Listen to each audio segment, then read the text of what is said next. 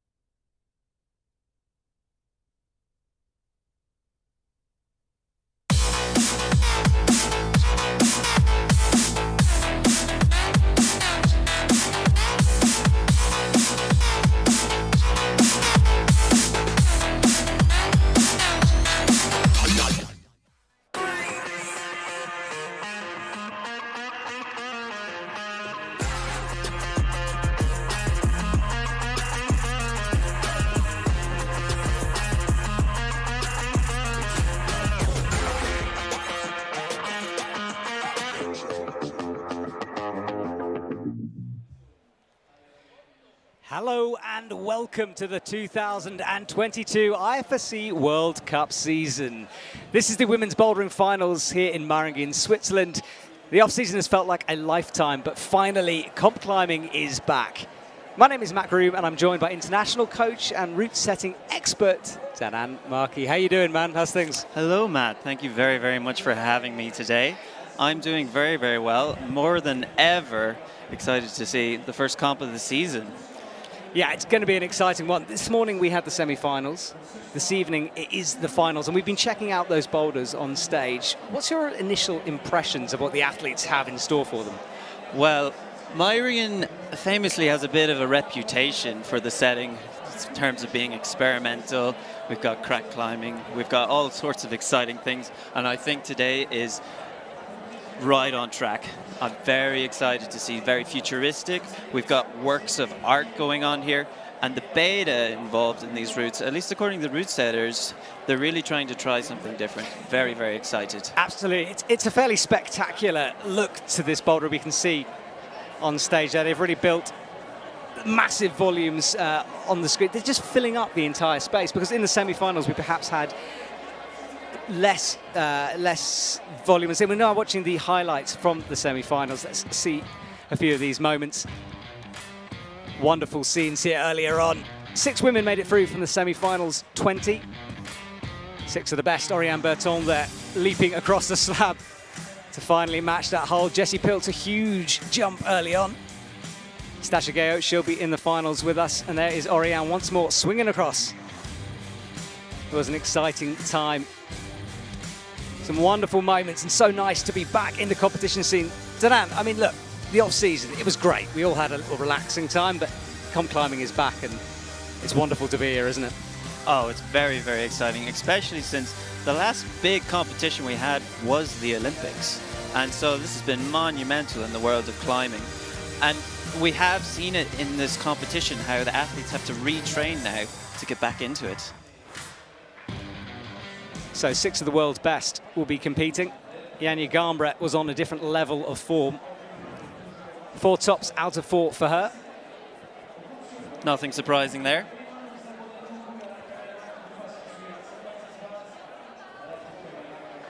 And that is our stadium, absolutely packed there. And it's so nice. Last year when we were here, there was nobody in the stadium. It was a very different kind of an atmosphere. And now with an audience, it's made such a difference. I have been told that this is the biggest audience they've managed to get into Meiringen ever.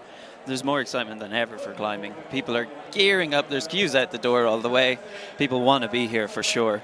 How much of this do you think is the Olympic effect? Because obviously we saw the Olympics take place, and suddenly climbing seems to have risen up. People are talking about it on the street. It's become a lot more, and I dare I say it, but mainstream. Mainstream, you're putting that out there. Crazy talk there, man. I actually do think, to be fair, I feel like a lot of this crowd are quite die-hard climbing fans, but the Olympics is really giving them a sense of validation. You can talk to your friends and say, hey, I'm a climber, and suddenly it's cool. It was not cool before. They thought, oh, you live in a dungeon or a van or somewhere. But now it's like starting to become a bit more of a glamorous sport, and we're seeing it more and more with the caliber of these athletes. They are really going quite astronomical, you could say. Well, exactly that, and they're putting on a show for us here this evening, and some of these boulders are going to be set up for that. I mean, we have some slabs, especially on the left-hand side, with some tricky moves in them. But that middle section, those big, thuggy, physical moves, it's going to be spectacular for the audience and for the athletes themselves. There are some very spectacular moves coming up. And we've talked about slab on the left. They've actually made a slab on the right. The wall is overhanging, but they've decided, no, we don't care that it's overhanging. We're going to change this, and you have to climb it like a slab. It's going to be very interesting to watch. A lot of focus, body movement, fine friction against some of the holds. It's going to be very, very challenging. Well, we can see what you're talking about here. Well, here are some of the athletes. This is 19-year-old Futaba Ito coming onto stage from Japan, being announced for the first time. What a moment for her. And she enters the stage looking a little bit nervous, as you would be in this moment. It's the first World Cup of the season. You're definitely nervous. Exactly. The oldest athlete here tonight is just 24, which shows the up-and-coming athletes of our sport. And there's one of them, Andrea Kumin. We had Sofia Yokiyama, her teammate, in the commentary box with me. going crazy when she made it through. Stachigeo, a lady that you know very well, climb with her a lot. How's she going to be feeling? Oh, it's going to be a very intense night. It was very intense through semi-finals, trying to gather. It's going to be intense. Oriane Berton, she is just 17, had a wonderful start to last season. Natalia Grossman, she is reigning world champion, having won in Moscow and the winner of the overall last season for bouldering. So on paper, she's the lady to beat, but Janja Garnbret is the Olympic champion, gold medalist, and we think the fight might be between those two athletes. I am really excited to see what goes on between these two athletes. And I've been sort of thinking about it for a long time. They've competed together, but I've never seen a real head-to-head clash, and I think that's what's going to happen tonight. So there are our 6 women. Today it's been all about the women's semi-finals earlier on. Tomorrow it's the men's semi-finals and finals. Tonight we focus purely on the women. They leave the stage. They had their observation period before the broadcast started. And we'll be showing you some highlights from that in a bit. As the lights darken on stage and comes up on Boulder 1. Let's watch that observation period. It took place a couple of minutes ago. Yeah, as you mentioned before, the oldest athlete is 24 years old. I think that we're really seeing these athletes that have grown up with competition climbing. Before this, you didn't really have climbing as, say, your serious profession. But these athletes that we're seeing right now, these are the ones that have been at it as a profession since no age, and this is a level up for sure. We are seeing a new caliber in the sport. Exactly. We're watching the observation. The athletes getting 2 minutes per boulder to try to work out the moves. It's a little bit different from the qualifying and semi-final rounds where there are pictures backstage, so they get to see the problems. That's a rule change to this year. But for the finals, well, it's all about these 2 minutes to try to piece it together. And you can see women's 2, big old thuggy throw at the beginning of that one. And this slab, well, look, Danan, we're going to have to talk about a move in the middle of this because the route setters have been a little bit tricky, let's just say, with the way they've thought about this. There's a potential spin move. A very exciting potential spin move. Again, Meiringen has this reputation of trying to push the route setting in new directions, and that's exactly what they've done here. I'm not sure if we're going to see this spin move happen, but we can live and dream. Exactly. It's a bit of a commentator's curse, this. When we talk about a special move, it usually doesn't happen. But, well, we'll talk about it more in a minute. But just remember slab 1. So that is our 6 athletes. They come out in opposite order. So Janja Garnbret qualified in first position. She'll be out last. Futaba Ito, she qualified last for this final, so she'll be the first athlete out on stage. At just 19, a huge moment. The only member of Team Japan, Miho Nanaka, not making it through. Perhaps we would have expected to see her in the final, but this year's, it's all a bit different. We've got some new faces coming through. I think as well, it is kind of from the post-Olympics. Speaking to a lot of the athletes, it was an exceptionally big toll on their bodies, both mentally and physically. And you have to train for combination, and then you come back to a Boulder World Cup specifically. You have to retrain for this. You have to get back in the head zone. It was a lot. You saw most of these athletes that competed in the Olympics, they stopped climbing for a while after. They really needed a break from it. So I think this somewhat explains how there are some athletes we really would have expected to see in the final today, but they're not here. And yeah, it's been a lot. It's been a massive year last year. And now climbing is essentially stepping up, and we've got to deal with that. Exactly, and that is slab number 1. I say a slab, they've sort of developed it into a slab. You can see the volumes. Yeah. It's not actually a slab, but the route setters said, no, yes, you're going to be a slab. You're going to be a slab. For those of you who don't know the rules of climbing, let me briefly explain it as we just watch a nice 3D rendition of this boulder. So we start with those green lines on the wall. They have to be in a controlled, stable position, be able to move off. So there is the start. Each green line indicating a limb that the athletes begin on. They then travel left across the wall towards that zone hold. That'll be the first point scoring opportunity for them. And then there is the top. The final hold on the wall, they have to match it with both hands, control it. And that's something that our judges will be making a decision on. But Futaba Ito comes out onto the stage, our first athlete out. Let's see how this young 19-year-old can do. And we start off, it's not a massive coordination move, but it is a coordination. You have to jump, get the 2 holds with your hands, touch the volume with the other foot. If you've just came into a final, you're pretty shaken. It's quite nice to pull on in a very secure position as opposed to doing a coordination move.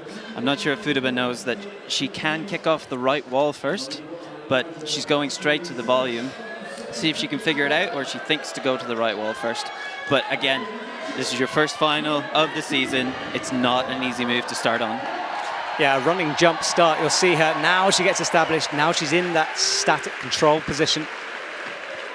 And she'll begin her journey out left. There's 4 minutes the athletes have to complete the boulder. Once that time ticks down, it's it. That's it. Everything to play for here as she starts. Now that where her left foot is, it's difficult to tell from this angle. It's a little bit sloping. It's not entirely vertical, is it? It's not like a platform there for them. No, it is somewhat to a slab. This is the crux really for Futaba, to bring the hips around this arete, this volume that her hands are on, are sticking out and forcing her body, her center of gravity away from the wall. She's pulling in with the undercut, but it's very difficult to keep the weight in the feet, keep into the wall, come around the volume. Let's see if she can make it happen next go. Unfortunately, so I've been informed that it's much easier to kick off the right wall before going up onto the volume. She is going straight to the volume, which is a bit of a physical toll that you don't want to exert before actually trying to climb the problem. So maybe she'll think of something different, or maybe she made it work. And most athletes, once they make it work, they stick to it. It's the safe way, but it is a bit more difficult. Absolutely. Well, if you're just joining us, welcome to Meiringen, Switzerland, for the first Boulder World Cup of the 2022 IFSC season. We're calling all the action for you here tonight, and as you can see, a packed crowd in this historic venue here in Meiringen. Futaba Ito getting established again. You can see her reaching out with the right hand to touch that starting hold in that control position. Goes slightly higher for dropping back down. That little red screw on, you can see bumping her hand down. Very blind for the athletes, hard to see around that corner. Yeah, you just have the cue from the crack in the volumes. Now let's see, can she get her face? Her face is right in the corner. That's the center of gravity follows where you put the face. She does come around the volume there. Got the press. Let's see if she can get up. These holds are not good, and it is a double press. You cannot pull at all in this section. Your only friction, reaching straight through.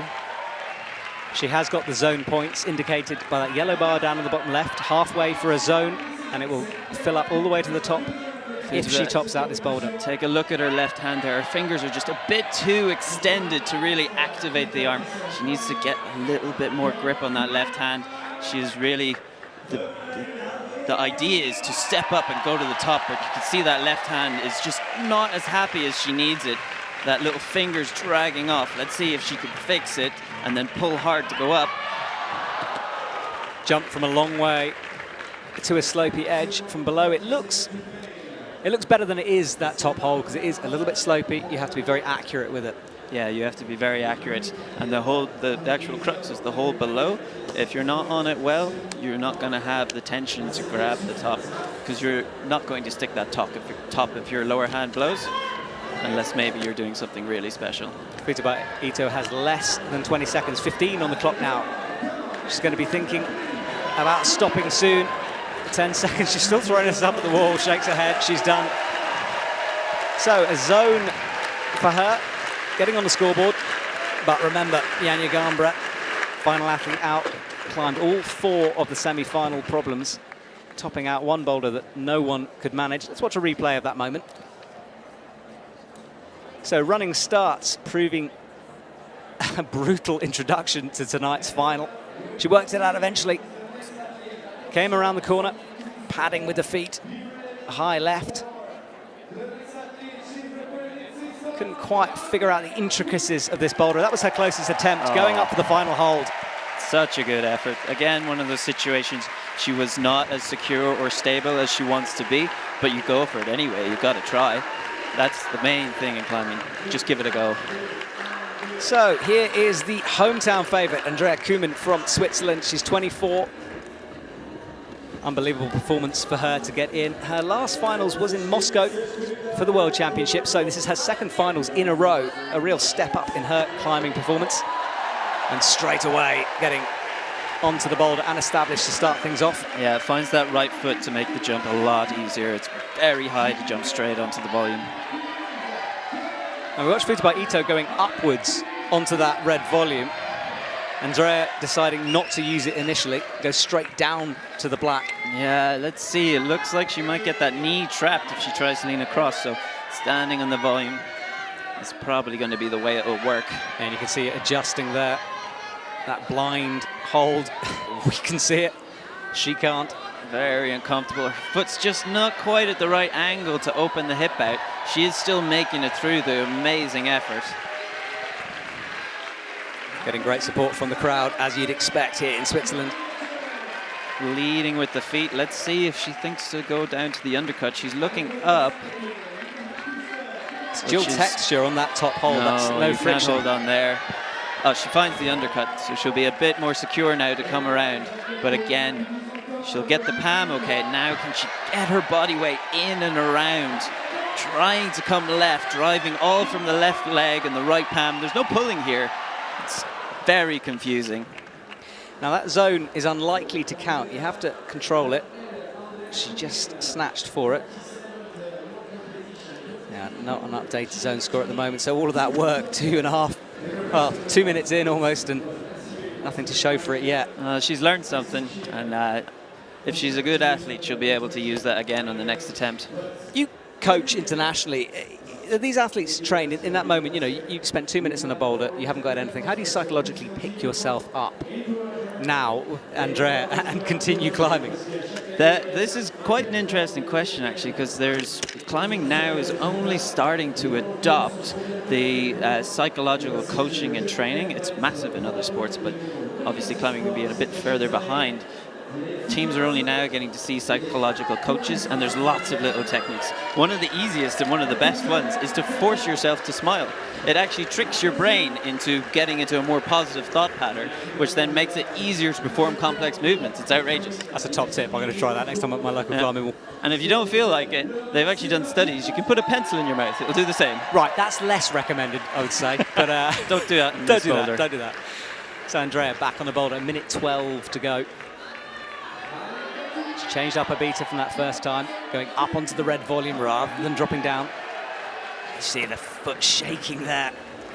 You can tell she's quite tired from the intense pressure in her core, trying to stick to the wall, drive with the feet. It's a slab, but it's not a slab, so you can't just balance and relax. You have to really hold the pressure, pushing with the feet, pushing with the hands. It really tires your core out. It's fairly reachy, this as well. And you can see just creeping out with the left hand. Going for a different method here. Oh, the fight there. That was fantastic. That was fantastic. That is a real try-hard moment there from Andrea Kamin. But 20 seconds to go now. She needs to find a zone to get herself onto the scoreboard. Eyes it up now, 12 seconds. Clock ticking relentlessly down. She comes off and she won't have the time. So Andrea, a good fight. But she will want more than that in the next set of boulders. This boulder is an absolute wrestling match. It is, isn't it? Let's see some moments from that 4 minutes again. This was the start for her. Quickly made it on. Futaba Ito struggled with that initially. No problems for Andrea, but this move around the corner is what she found difficult. We saw the effort on her face, as Danan said. You could see her right hand just barely making the reach to push, and she's trying to put so much force through the tips of the fingers to stay on. It's really a lot. So Stasia Geo, 24 from Serbia. Straight onto the wall, and I always think of Stasia as more of a powerful climber, and yet she's fantastic at figuring out these slab problems. Absolutely fantastic. Anything that really involves the whole body, some sort of coordination, or some slight nuance can be a massive dyno, but your hips have to be in the right position to do it. Let's see now, Stasia managing to get across without the undercut. I think she'll realize now that she'll have to go to the undercut first if she wants to get further along there. Stasha on a run of form, third in Moscow, third in Innsbruck as well. So no stranger to Boulder finals. And last year, 2021, seemed to be a bit of a breakthrough for her in terms of the amount of finals that she was part of. And that would have given her confidence coming into 2022. Let's see now. Oh, wow. Deep drop knee, easily to the undercut, and she can make the reach now to release that foot. Can she release that foot? Because she is locked in very deep there. That foot needs to come out. Oh, there it is. And staying in. Giving away every emotion she's feeling on her face there. There's almost no need to commentate on how she's feeling. You can see it. Let's see if she can get into that corner there. Dropping low, which is often a good technique. Finding the next hold. Oh, wow. Big reach there. Trying to stick to the holds with just the palms of your hands. Let's see if her hands are dry. She's having a good think now. You can tell she's really processing, one of those more analytical climbers. Yeah, she truly is. I've had the privilege of her being in the commentary box a few times, and the way she looks at climbing is very unique. She sees things differently. Yeah, very, very much so. But I think most climbers at this level have that ability. Maybe they aren't all able to explain it, but most climbers will see these boulders that we're gawking at. They'll see them in a very different way. They see the centers of gravity, the hips, the direction, the forces. It'd be great to just pick their brains back. Well, a minute and a half left. No zone for her. Futaba Ito, the only athlete out of the three so far to have got that zone hold, but Stasha will have processed that first attempt. Hear the crowd, what a wonderful crowd we have here tonight. Releasing that right leg. Let's see if that will help her bring her body in around the volume.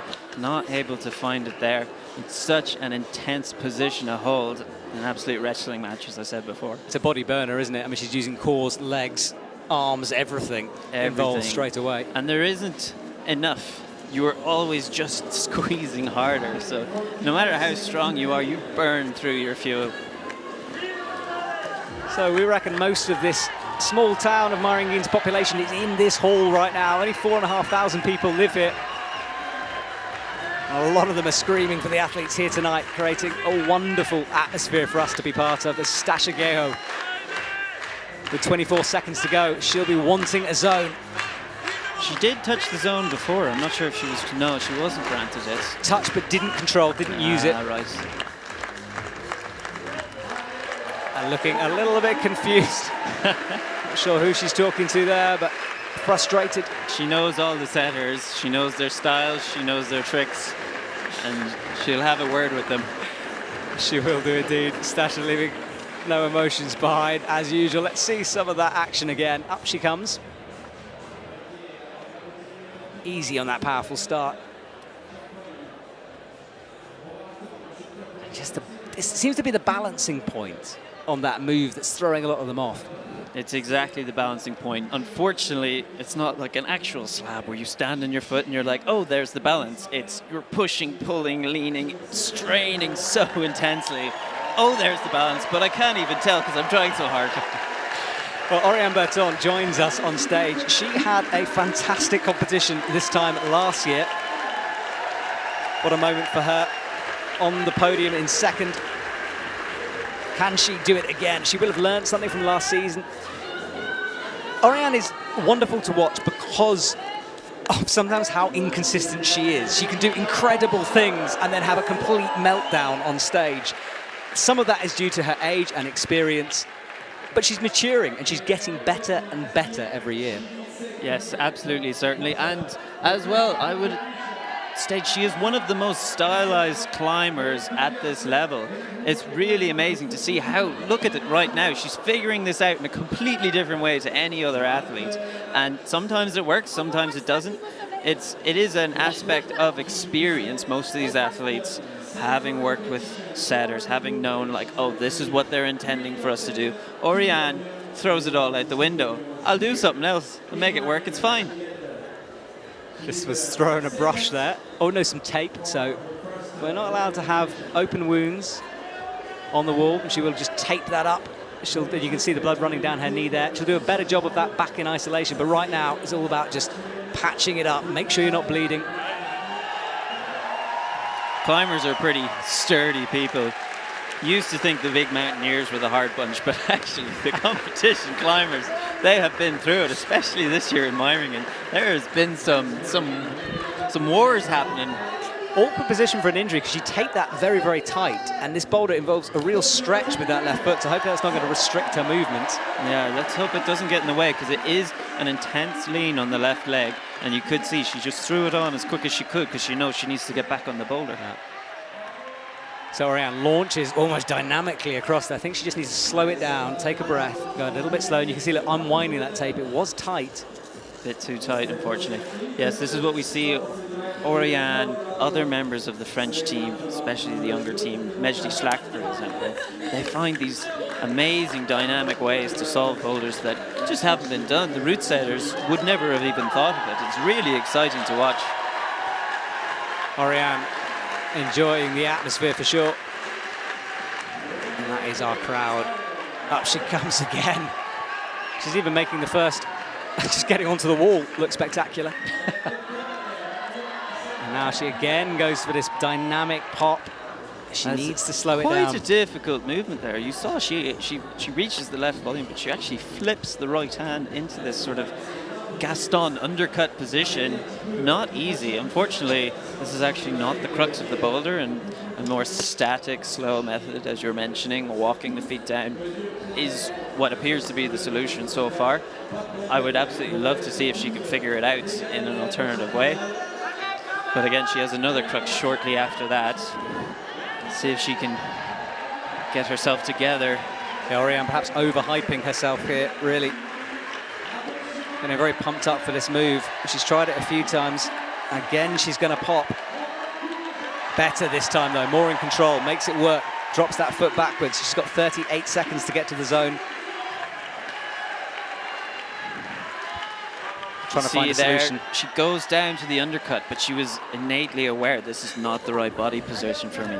So she went back up to try and move the feet. So great body awareness there, but unfortunately it wasn't enough on this attempt. So she was looking at the clock as she was falling. This is her last chance. That tape dangling off her leg. She put that on just to stop the bleeding. Now comes into the red undercut. She'll try the same thing, this movement, and not this time for Oriane. She knew it wasn't the one that time. Well, we told you it'd be a roller coaster with her, and it was. Personally, I would prefer someone to throw themselves at all like that. See some emotion. Seeing this new style of climbing.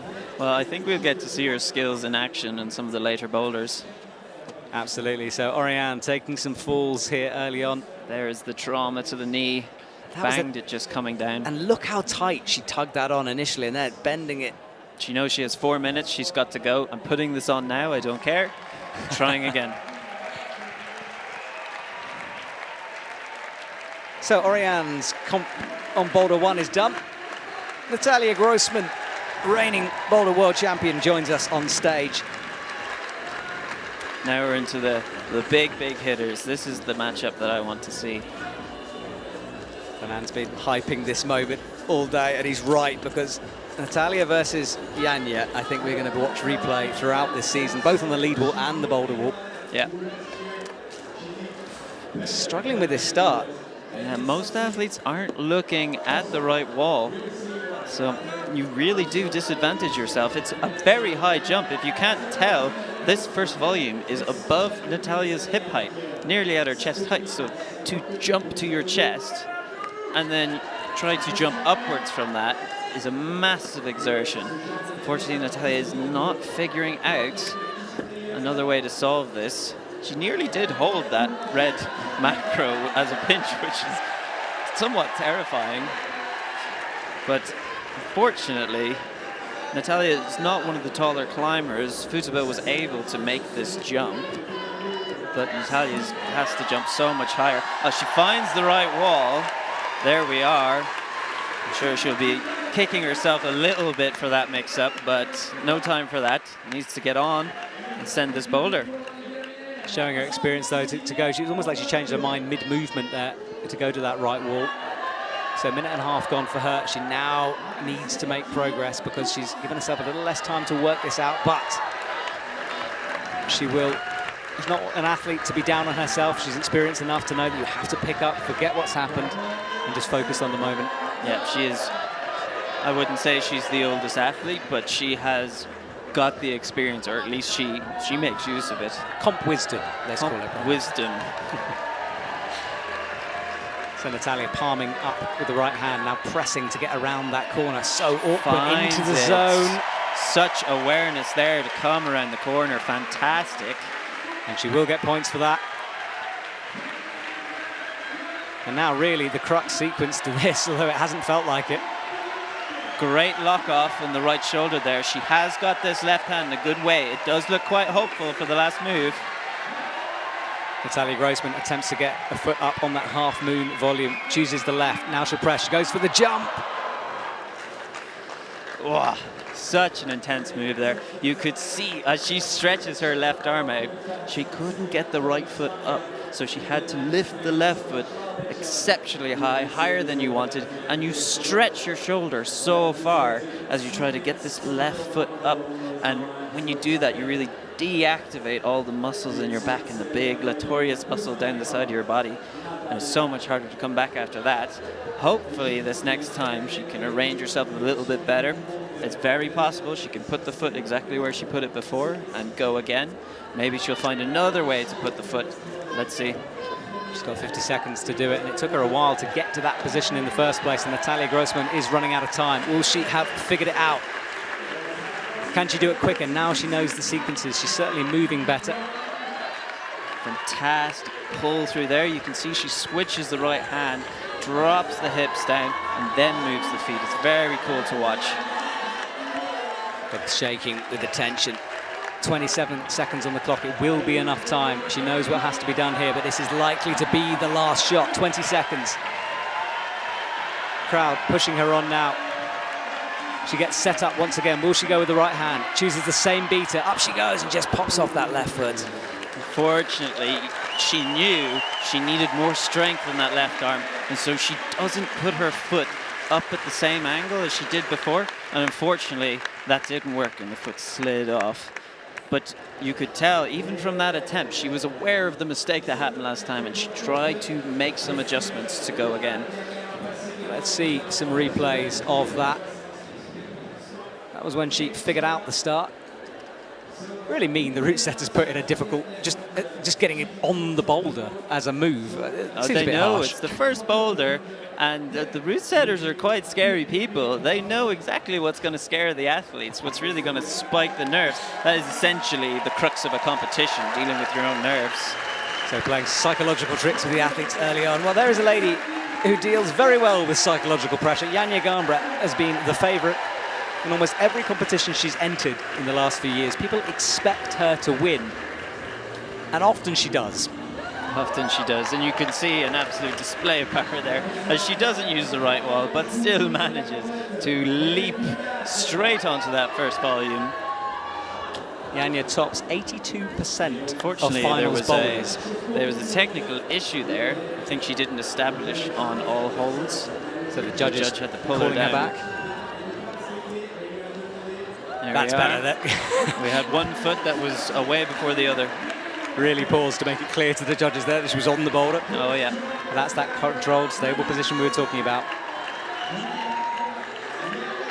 Now, let's see. We all very aware Janja Garnbret has the power. Does she have the understanding of body position? Let's see as she comes around here. Yep, there it is. That was it. That was the understand. She did it. Yeah. Yeah. No problems for her. And now let's see how she does this. We haven't seen anyone again, top out. Strong in that left hand. Let's see if she overextends while putting the left foot up. Statically, very exciting there from Janja Garnbret. Well, Janja Garnbret tops out boulder number 4, and that is a pretty big statement of intent for this finals. Every time I see Janja Garnbret come on, I'm always interested to see whether this will be the competition where she perhaps hesitates But I do not think tonight is going to be that night. Is it this one? Is it this one? Let's see if we can have another look at this fantastic attempt. There we are, right knee dropping in. It's quite an intense position to hold to get that right knee up. The left hand is okay, but the right is really not. And you're pushing and understanding your body position. But she gets it up, and then she's so strong in that left hand that she can casually reach up to the top, turn around, wave to the crowd. Doesn't look like she's really trying there, does it? I think she's trying. I hope she's trying. I hope she is. But no, that is certainly... psychologists talk a lot about flow state in sport, and if you see someone and it doesn't look like they're trying, that's exactly what's happening. So Janja Garnbret does what she needed to do. 6 athletes have gone through the first boulder. If you're just joining us, where have you been? Welcome to Meiringen in Switzerland, the 2022 Boulder World Cup opening event. My name is Matt Groom. I'm here with Danan Markey in the commentary box, calling all the action for you tonight. Earlier on today, we had the women's semi-finals, and tomorrow's we have the men's semi-final and the men's final. So a packed weekend of competition climbing for you. Don't go anywhere.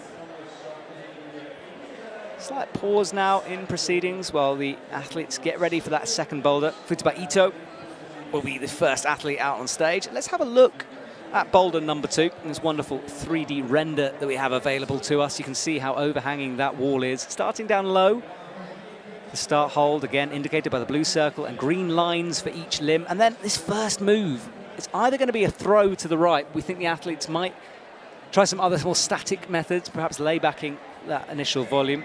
The zone, that big grey volume. And then coming out all the way to the top. The top is no giveaway either. The holds look okay, but it is quite an exciting jump. Oh, not quite a jump, but you really have to throw that right hand over to the press to then reach up to the top volume. You're doing a press at nearly 3 meters high. It's you really have to have your head together for it. Let's see what method they go for in this first move. There are multiple ways to go about it. It does not look easy or straightforward at all. Let's see what Futaba Ito decides to do. Futaba Ito never getting a podium yet in a Boulder World Cup. She'll be looking for her first here tonight in Meiringen. But she is definitely up there gunning for it. We saw there in that first attempt, she went for the single move, just throwing the left hand, seeing if she can turn her body round enough to get under this second hold. Let's see again. And now she goes for the double, which is one of the 2-part move. You have to go double paddle and then right hand up. The difficult part here is what is known as the directional force of this second hold. So if you're not aware, this second hold, the angle that you have to hold it is down and left. And your body right now is to the right. So somehow the athlete has to throw themselves to the left. Let's see it. Get that force, get the center of gravity over to the left. So then the direction of the force is good and they can pull and move up to the next hold. There's a very complex coordination focused movement. Exactly, even as you were saying it, I was imagining doing it on the wall. It's difficult, that kind of a maneuver, especially when you're throwing yourself that far as well. Hard to stop it. It's hard to even imagine doing it. Oh, I will just throw myself. Yes. So Futaba eyes it up again, gets ready for the launch. Squatting right down low on that hold. She throws herself over to the right. Getting a little bit more friction. Let's see if she can build it up, figure out. Okay, she's getting herself in the right position. Looks like she's getting pretty far left. Could do with a little bit more, but the crux here is actually staying in close to the wall. It's so easy to jump away and left, but you need to jump in and left, obviously without smashing against the wall. Well, that's our leaderboard at the moment. Janja Garnbret leading the way with 1 top. Futaba Ito, who's currently on stage in second. Managed to get a zone on that first boulder. Hasn't figured this out yet, has a minute and a half to do so. Where's the point where an athlete will change up the beta? Because she's been doing the same thing for a while now. She's got a minute 20 left. Is it time to do something different? It is a difficult one. So the recommendation is 3 attempts, then try a different beta. But anyone who's climbing, anyone who has that instinct, if you get a little bit further each attempt, you don't stop. And we can see in these last 3 jumps, she's held on a little bit more. So I wouldn't be surprised if she does try this again. The recommendation, she changes it up. Let's see what she decides to do. So the crowd cheering her on now. She does change it up. She goes for the wise decision. Unfortunately, didn't look quite as good. It really is. You have to swing around and then actually throw a foot against this left volume if you want it to stick. See if she gets some grip on this volume. That's all she needs right now. Futaba would have qualified for the Olympics, but the quota was filled up for Team Japan, so she's certainly operating at that level. Didn't compete last year in Meiringen 2021, so it's nice to see her in front of this Swiss crowd here tonight. She's got 12 seconds. She's going to carry on. Doesn't give up, does she? One more go, see if she can get a bonus. That's it. Oh, sticks it this time. 2 seconds. Oh, no. She's been very upset with that. Fantastic effort from Futaba Ito, and she will be kicking herself now. She found that directional force. You need to throw your hips over there. That's what's going to pull against the hole. Then you need to go again. Or, as she attempted to do, throw a right foot against the inside of the volume. Let's see if we can watch one of these attempts again. So that was the drop ones, going out left. Quite a few times, the same move. There she's getting the stick. But you need to be a little bit more left before the hands will get the directional force and the friction. And you're right. This is the go, she sticks it. Now she needs to keep that force to the left. So she wants to push against the volume to stop her hips swinging right. Unfortunately, she doesn't get the volume in time, and it slides off. You can see that was the moment where she almost stuck that move, that first move. She knew rightly. So Andrea Kumin comes out. She's going to immediately grab the brush. She had one look at that volume. She knows how friction dependent it is. I'm brushing it. I'm going to give it a brush. So she's ready. Takes off the chalk bag. And you can see no golds, no silvers, no bronze yet, no podiums. How much would that lady love to be standing on any step of the podium here tonight?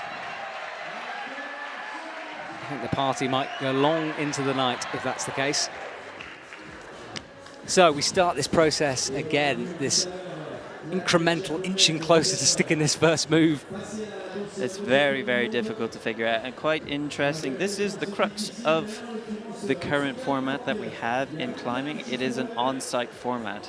So every athlete here has the strength and technical ability to do every boulder here.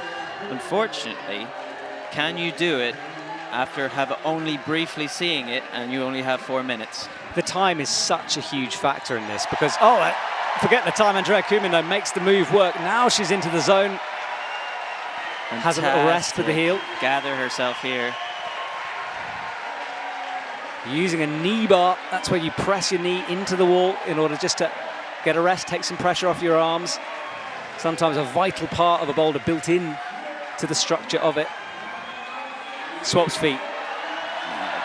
Gets that zone and then pops to the crimp, which is good. It's a good crimp, but such a big fight with this grey volume. It's doing its absolute best to push you off the wall. Oh, the margins on that heel are small, but she makes it stick, removes the hand. Matches now, and she'll be looking to go out right with the palm. High heel, scary move out right here. Makes it work, gets the shoulder engaged. Let's see now, can she rock up onto that left hip? She's in such an intense place right now. Fighting, absolutely fighting. So Andrea digging deep, 1 move to go. She needs to bring her feet back into play. She'll press up, there it is, the left engaged. Reaches up, so close, fingertips brushing that hold. Wow. Question is now that 1:45 left, will she have the power, will she have the stamina to do that all again? You could see the moment she landed on the mats that she didn't think so. But let's see, can she gather herself, treat it like an athlete should, and try again. She picks up the brush. It looks like she's going to have another go. Such a fantastic fight there at the top of that boulder. You saw she wanted to fall off so much, but she refused. She wasn't in the right position to move on, but she was also refusing to fall. Now she's done it once. Hopefully she'll have a bit more of an understanding of what the positions you need are, but she has to do this exceptionally difficult coordination move at the start. And you mentioned the height. It's 3.5 meters coming to 4 to the top of that wall. It's a scary place to be when you're sideways and pressing.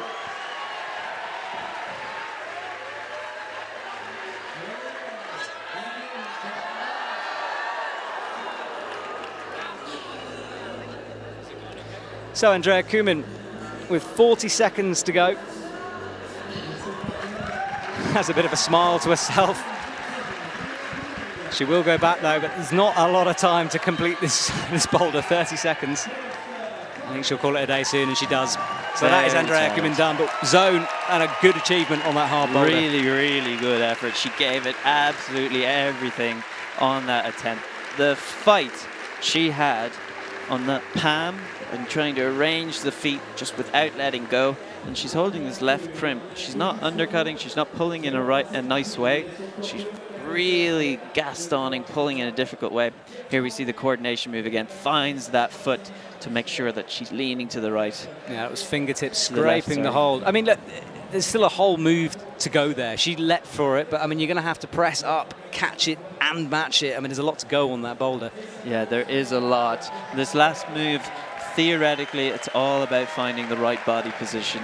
It should be a static move, but after such an intense climbing, it's so hard to relax and just try to think, okay, this is where I need to be, this is where my hips are. So difficult to do that. So Stashigero comes out. She'll put the slab behind her. We saw the frustration on her face. She'll enjoy this kind of a move, though. Just sets herself up for it. Comes across. Came close. Not so bad for her first attempt. Stasha chalks up. She'll grab the brush, thinking it through.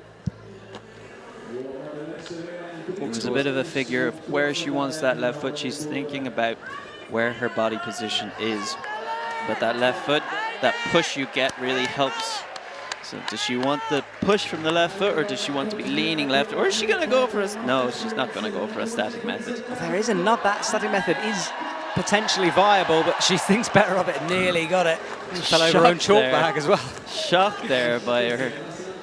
She thought she might have held it. She didn't expect to, but I'm not sure if you caught her face. We'll have to catch that in the replay. There was shock there as she did stick it for longer than she expected. So Stasha grabs the brush. The question is, though, she thought about the static and then made the dynamic method work. I wonder what she's going to do with this one. Is she going to rethink? Is she going to go for that static or stick with the dyno? I think she's going to keep with the dynamic method. Here we are. And perfect. Absolute excellent display of learning from your previous attempts. Now taking a second, as did Andrea, gathering yourself, because this part is very intense. Out to the right-hand crimp, makes that work, gets the left heel in. Again, takes a moment to rest. She's got 2 minutes 15, plenty of time for this and another attempt. Now this palm move out to the right, it is scary. Stasha's dealt with injuries before. Sometimes that gets in her head. No issues this time as she comes down, but it is a high left foot. She's got to commit with to the that. hand there. Looks like something to do with sweat.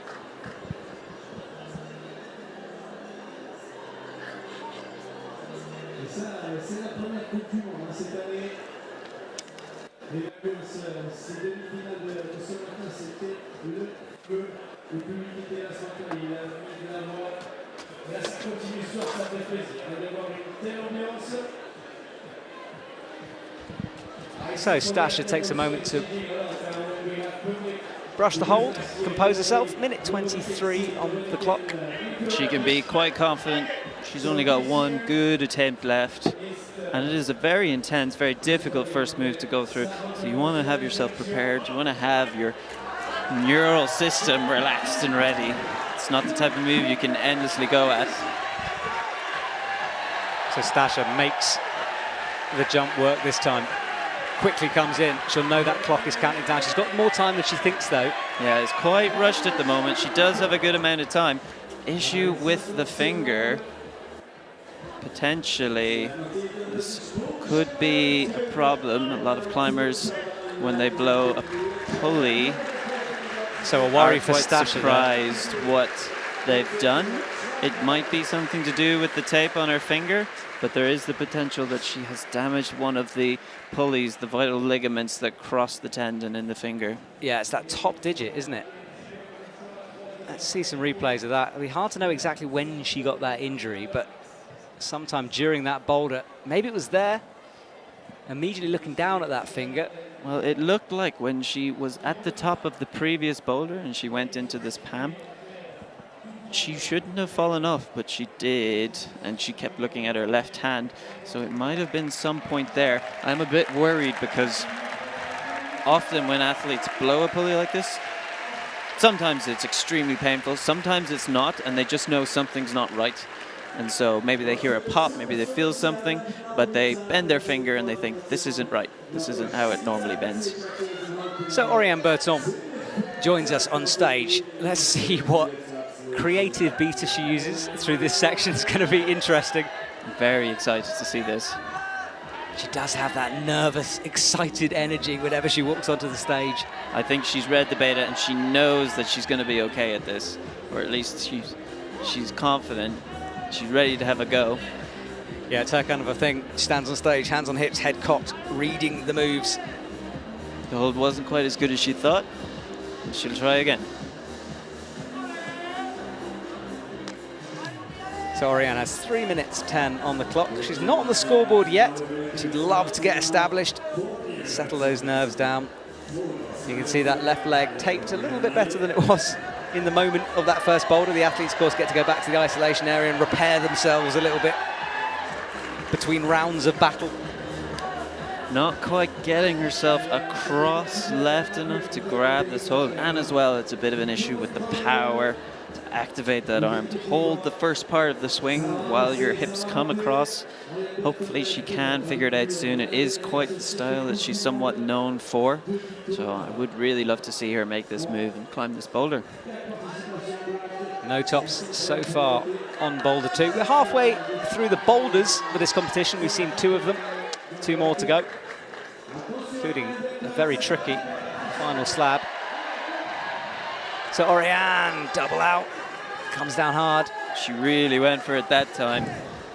High risk, high reward. Exactly, and that's our leaderboard. Janja Garnbret leading the way with 1 top, the only athlete so far to finish off one of our boulders. Andrea Kumin, we saw some heroics from her just now. And Oriane Berton currently sitting down in 6th with no zones. She'll jump way up the leaderboard if she manages to get hold of one. Aim of bouldering, of course, is to finish these climbs on the top of the wall. Points awarded along the way, and she makes it work, and now quickly through. Yeah, that's that double paddle. She just kicked the volume briefly, and she thought, I want to get to this good hold. I'll go there first. Big fight with the grey volume. One of the smaller climbers really has to deal as this thing pushes her body out from the wall. She's trying to grip the other side, get some friction. It's a very big distance for her. Unfortunately, very difficult there to try to reach up to this crimp, which is okay, but the volume is pushing you away. So our crowd watch on. Hello, if you're joining us, we've got people watching from all around the world as competition climbing returns to our screens. And it's good to be back, isn't it? Very, very exciting. Very, very exciting. Don't know what I've been doing with myself, or I haven't had climbing to watch, but it's back, it's here. And we've got the world's best for you. Oriane's got 38 seconds left. Makes the move straight to that hold. She wants to be there to relax, but she knows she doesn't have a lot of time. She'll have thought about this volume. She's going to go more dynamic to try get around as opposed to this fight that she didn't want to be in earlier. A knee bar rest there, very fancy. Yeah, very, very fancy. It's just the reach over to the right. Problem with that knee bar is it does kind of restrict your movements if you're going right. Yeah, I know she's starting to unlock it, but yeah, it's still in. That was just a rest. She is aware that she's getting a bit tired in the hands, and she thought, okay, if I grab this hold with this fatigue, I'm putting the last moves at risk, so I'll come back, I'll take a little chalk up, a little rest, and then I'll go again. So let's see a replay of that. This is that first jump. 2 hands matching nicely. Pulls it back. Quick kick and then quickly go up to the next hold. Theoretically, because she's not actually leaning all the way around to the left, she's a little bit more front on than the other athletes. If she didn't go up as quick, she might have just swung off, but she's so experienced at these like first generation, second generation, third generation coordination movements. Get the hold before you swing out of the balance position. Get the next hold. Natalia Grossman will join us on stage. There she is. She's just 20, 162 centimeters and 71% tops in finals. Natalia Grossman not making the Olympics. Wow. This time around. Display of power there. I don't know if you saw the left arm pushing. I wonder what she can bench press with that, because that was very impressive. We'll ask her later on. Wanted to change it up there. Go double hand. She thought the left hand push does make it harder to bring your left foot up, and you're not going anywhere unless you get that left foot up. So it looks like she is going for the dub again, back to the push. Yeah, using that volume there, we can see that the starting hold, that's what she's pushing off against. Yeah, the inside of this volume where she can get that angle to throw her hips to the left and therefore have what is called the directional force on this hold. All that means is you're pulling on it in the right direction. So Natalia eyes it up again, but loses. Too much thinking there, thinking about where she's going to go, what she's going to grab, is she going to push? Forgot she has her right foot. There it goes. It's been a frantic pace so far, this women's final. Not really a chance for them to settle in. A series of moves designed just to throw them off a little bit. I think a little bit more than a little. Yeah. They're really designed to throw them off, and we've got a lot more coming. Makes the double paddle work. Excellent. And then casually up to the next hold. She'll be very relaxed. Went to put a knee bar in and realized she has a big hole in her knee, so I'll just put the side of my knee in. Let's see now. She comes into the intense part of this climb. Looking quite comfortable on that left hand. Yeah, I noticed a few of the athletes have got a war wound on their left leg from an earlier semi-finals problem, and now, though, she's pressing upwards. We saw Futaba Ito get to this stage. What can Natalia do? Looking more confident, standing up, left hand pressing into the top, needs the match to get the points, and does. Head back to the crowd. A first top for Natalia Grossman, and that will get her right up the leaderboard into second position. Well, first position until Janja comes out. Until. Fantastic effort from that last move. So Natalia Grossman gets the job done on Boulder 2. And you could see she puts this right palm out, and there it's all about body position. So intense. Let's have a see now. She has to push those hips up to get the weight over the right palm. If her hips aren't high enough, she's pushing across, she's not pushing up. So she really needs to stand up on that left foot. So hard. Such an intense place. And you're terrified. It's high up. It's the last move of the second boulder of the final of the World Cup. It's quite hard to be relaxed up here. Yeah, there's a lot going on that these athletes have to deal with, but that's why they're the best. So Janja, she topped Boulder 1 quickly. She'll have skin, she'll have energy left. Let's see what she can do here as she gets herself set up and ready. This is her kind of a move, this dynamic, flicky style, and there immediately making it count. Straight into the resting position and fast through it. She doesn't need to rest, she hasn't been climbing very much. Very confident there in the crimp. Is she going to jump without the foot? That would be exciting. She's not, though. She's going to be smart and put the left foot on. Now let's see as she drives those hips up, gets into the comfortable position on the shoulder and into the top. Not a bother at all for Janja Gombre. Yeah, Janja continues her run of complete dominance here in the World Cup climbing scene. This is a statement, it really is. Janja has come out here and put any question that other athletes might be coming for her title almost to sleep straight away with this. 2 tops out of 2. Who else is in her league at the moment? Well, find us a climber tonight. Go and find one. How am I supposed to answer that? Can anyone, though? I mean, looking at this, we have the top 6, and no one is coming close to Janja. It's It's a masterclass. So dominant in the field. And a mix of, she's obviously trying hard, but she's so comfortable right now that she can just get into these intense positions and figure out, okay, what's the best way to hold this? All right, I'll put my left foot up and I'll drive onto the right palm. There we go, that's fine. Okay, yep, no, not a big deal.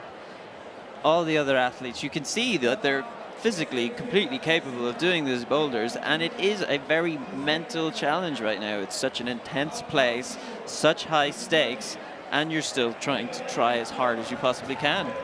Well, that is the confirmation. Janja Garnbret, 2 tops out of 2, staying firmly in the #1 spot. Natalia Grossman with her top of Boulder 2 in second. Andrea Kumin in third. Stashigeo, Oriane Berton, and Futaba Ito makes up the remainder of our finalists. We are halfway through, ladies and gentlemen.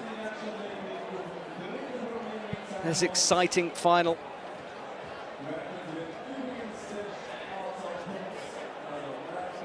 And that is our wall right in the middle. Sponsors' logos across the top. And what a beautiful set of boulders the route setters have created for us.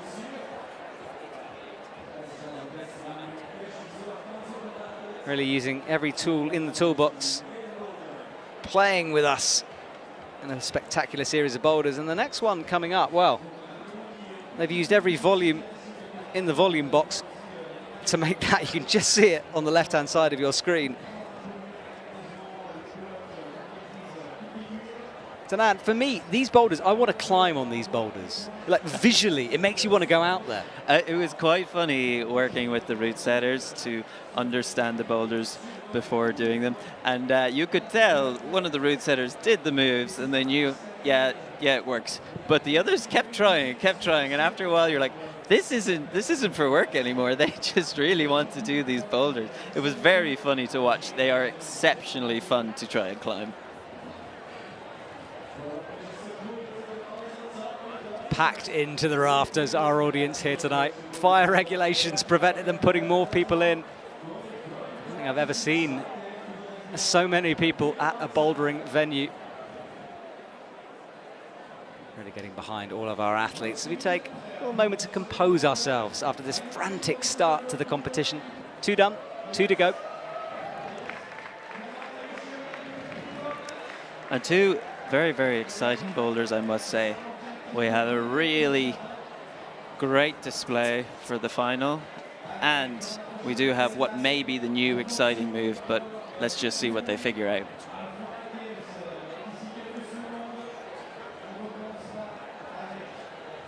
So 2 boulders to go. That third one we can see on the middle of your screen as the camera pans around. Cameras following through as we wait the athletes out on stage. Futaba Ito will be out. Let's check out this boulder. There's our 3D rendition. So this is what may be the new exciting boulder, but we do theorize that they are going to go for the intentional method. This very exciting hold to stand on. Just a nubbin, a little thumb sticking out. You put your toe on and then coming across in here, and this last move should be pretty exciting to watch. Very dynamic, very stylish, really. If they do it in an exciting way, we're going to really show how cool climbing can be. Exactly. So we could have some special moments, but there is a trick that the route setters have put in here. Futaba Ito checks it out. Now there's a potential spinning move coming up here. The route setters designed this boulder so the athletes rotate back to the audience. But will the athletes have figured it out? Because it is not a normal, in quotation marks, move, this. Definitely not a normal move. Again, part of this reputation of Meiringen, trying to be different, trying to push route setting in new directions. Now Futaba has found the toe and leans across. Now is the point where she makes the decision. You can see in her eyes that she wants to go down there. She's taking a sec, trying to match the foot. If she can make this foot match, then she's in a very good place. The route setters, if you might be able to see, there is a yellow hole just left of the one that you're standing on, which is intentionally designed to stop the foot match. Futaba, though, does not care what the route setters think.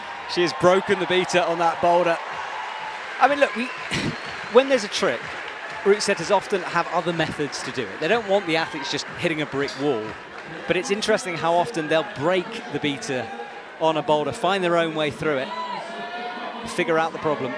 For sure, it's one of the best parts about the sport of climbing.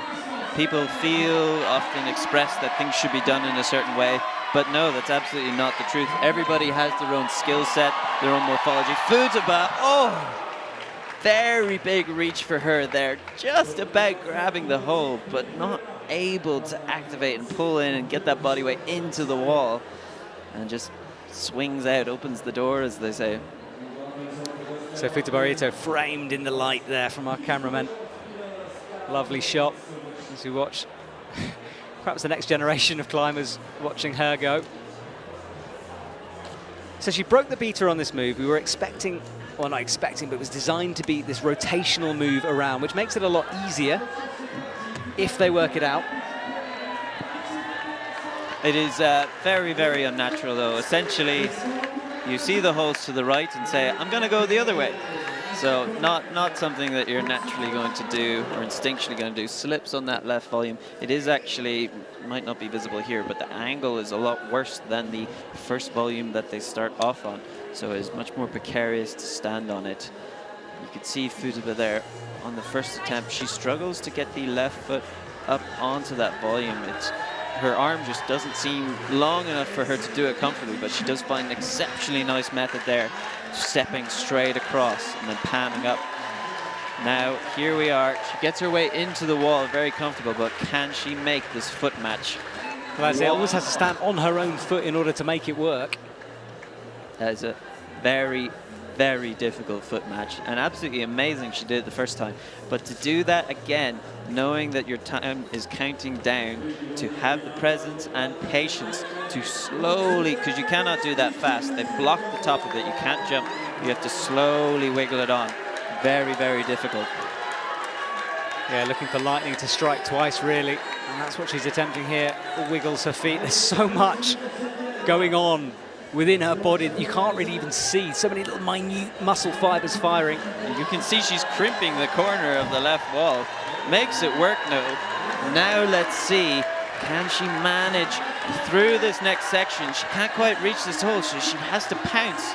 But can she keep her weight in? She can. Throws the left foot up to lock into the wall. 6 seconds, 6 seconds and finds the volume. 2 more moves left. Oh, she's going for it. Tops out. That is a top for Futsaba Ito. She gets confirmation of that. What a moment. Seconds to go. Will she, though? She pauses. Our scoreboard not being updated yet. Was it within time? She waits on stage, heart in her mouth. Will she be awarded this top? And it looks like it's a no for Futsaba. She was just outside of the time. There is a very unhappy crowd right now. Oh, you they could do tell. not like the decision of the judge. This is going to be appealed, I guarantee it. So watch this space, ladies and gentlemen. The coaches can put in appeals. It might happen here. Drama on our third boulder here tonight. We'll have to wait to see, but currently the judge is not awarding the top on that. She was outside of the time. Let's see a replay of that moment. Great, she steps the left leg in there to stop from swinging out. But now, look, she turns around. How much time do I have? Go, jump, fantastic, into the move, and straight to the top. Holds it, turns around, looks at the clock before even stopping the swing. She thought she had enough time. She's ecstatic, out of her mind with that success. And now the pause as the judge just ruins her day. Heartbreaking moment for her. She thought she had done it. I think everyone in the crowd thought she had done it. The judges thinking differently. And look, it's a tricky job that our judges have here. There's no denying it. It's one of the most pressurized job descriptions in the room. We'll see. Andrea Kumin gets her third boulder underway.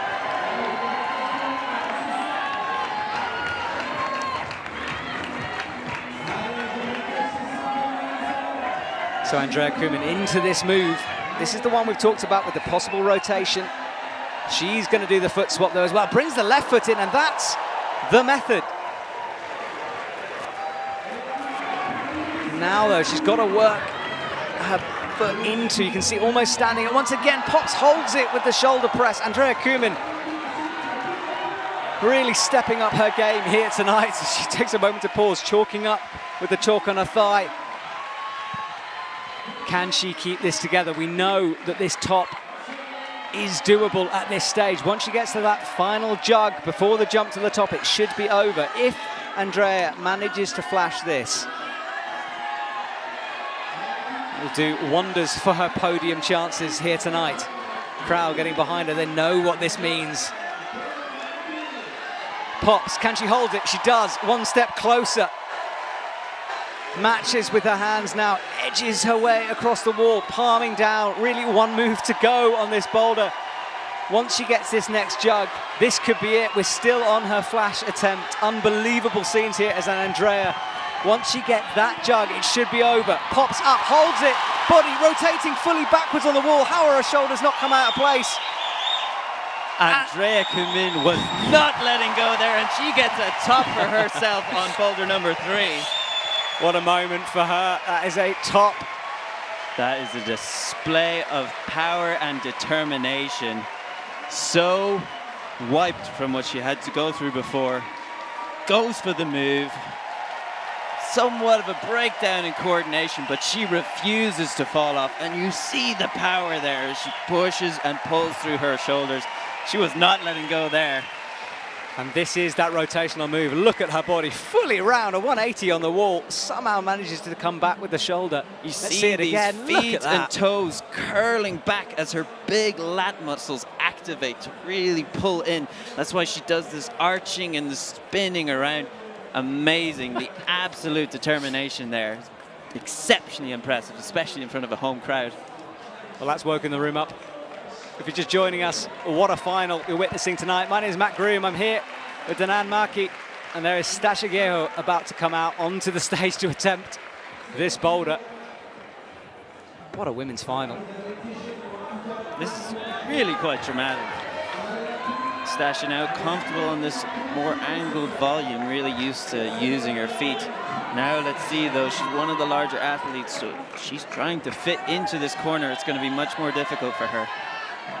Yeah, you can see almost went for the move, thought better of it, needed to stop. Oh, she's almost falling off every time, trying to trust that right foot.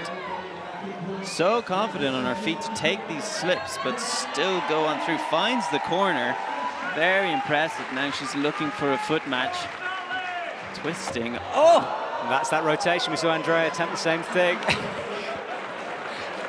Quite a lot Stasha said there to a judge, but had a smile. Such a funny little look on her face. When you're training, you're not used to these types of rotations, to literally spin around the other way. So you're coming around, you're looking, you're like, okay, where's the hole, where's the hole, where's the hole? Quite funny, you could capture that in her eyes. And you can see it's novel for her. She's almost having fun with it. Yeah, expect the unexpected. So, better body position now, more stable on this move. Is she going to attempt the twist? She does again. I think there was a bit of a, she stood a little bit too far right to catch herself quickly enough, and she thought, okay, I have to do something. I'll see if I can step through. So Stasha back on the wall, 2 minutes 19 on the clock, plenty of time.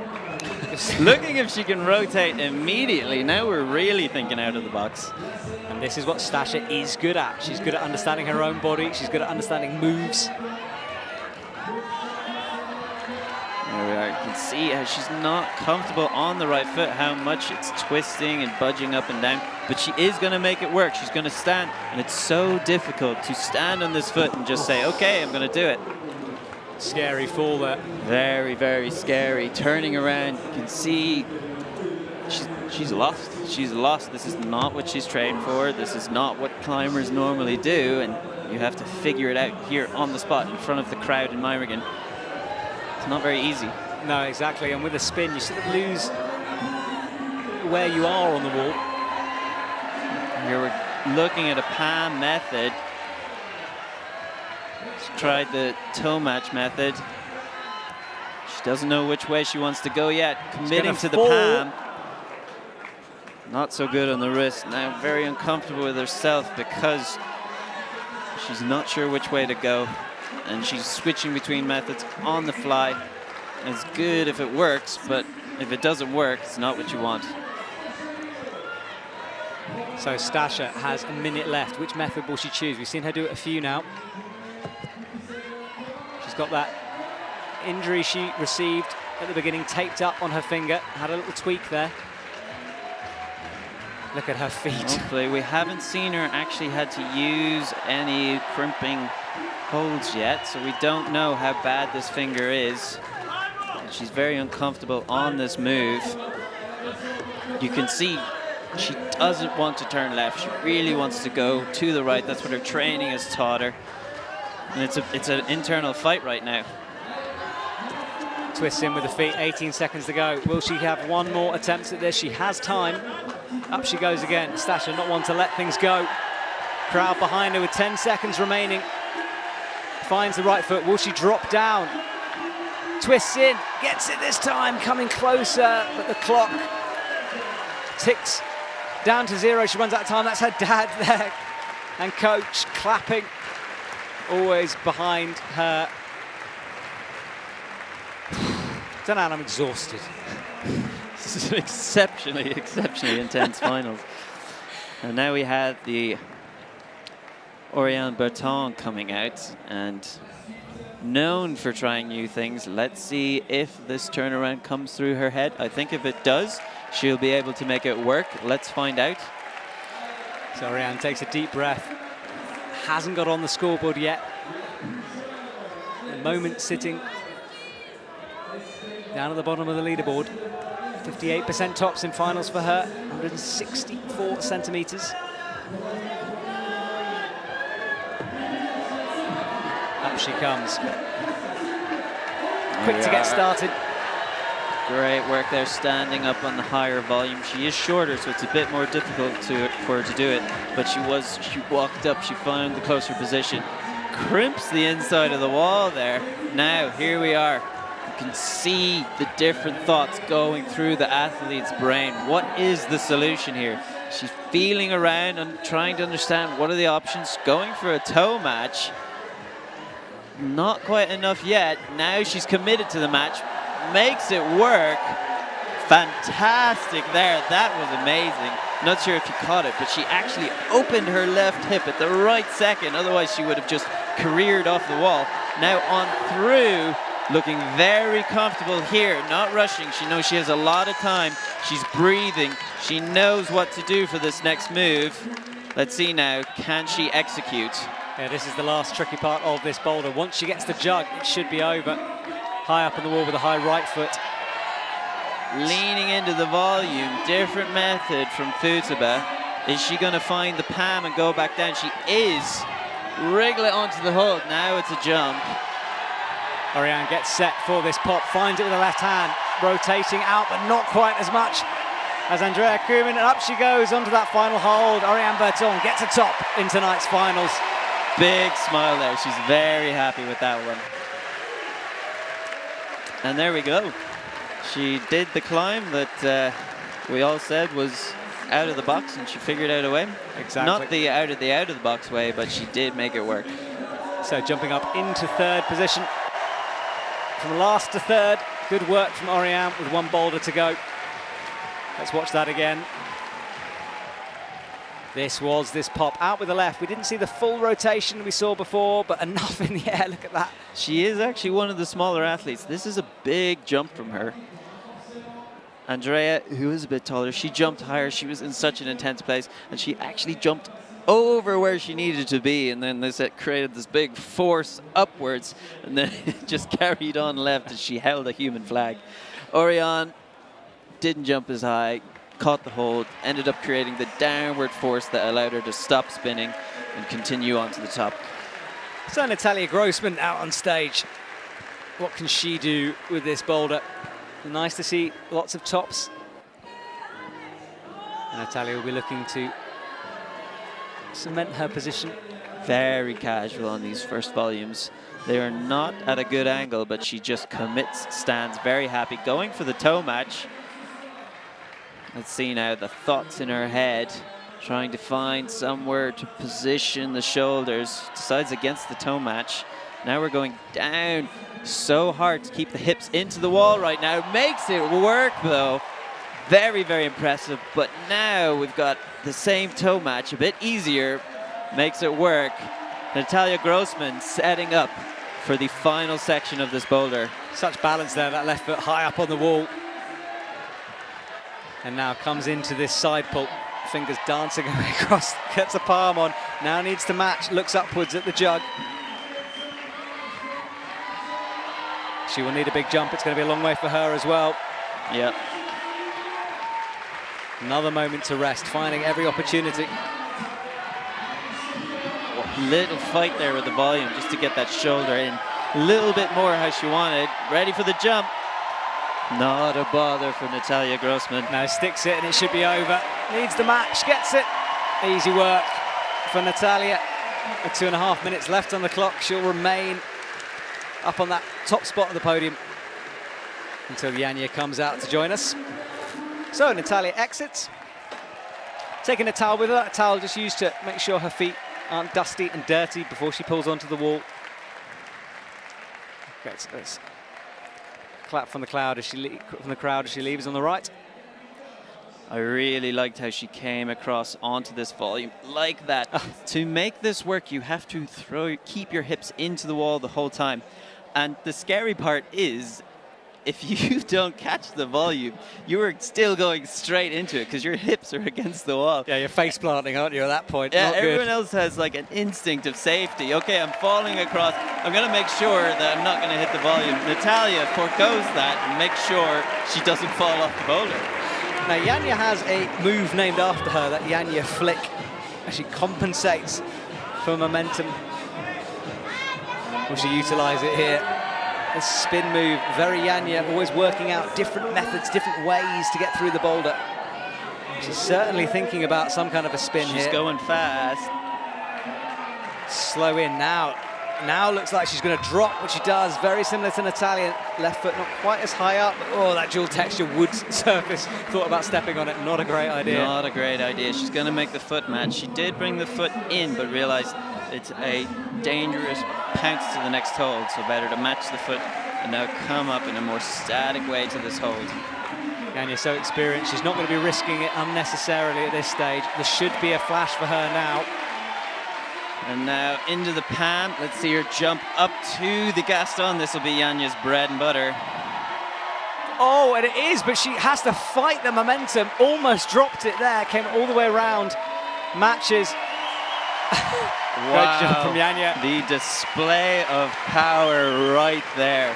She pulled harder than she expected to on this hold, and then saved it by bumping the right palm up and then just pulling the shoulder right the way in. That was absolutely crazy. We do not teach this in climbing classes.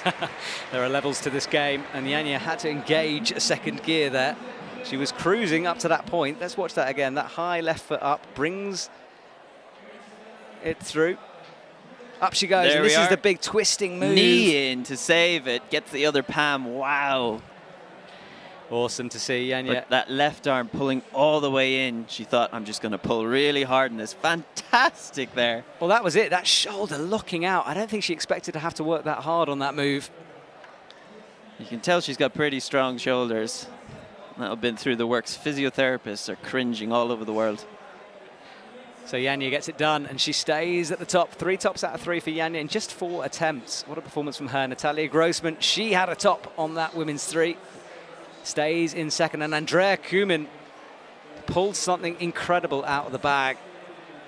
Can she stay on the podium? This Swiss crowd will be loving that if she gets it. Ariane Berton, her first top of the competition, in 4th. So, next boulder. Let's have a look at it, and what a thing of beauty this is. Well, how many volumes are stacked It's up there? 5 now, I believe. 5 We did think volumes. it was 4, but it is actually 5. So the start holds, they are pretty good. And then you make a dynamic move up to this left hand.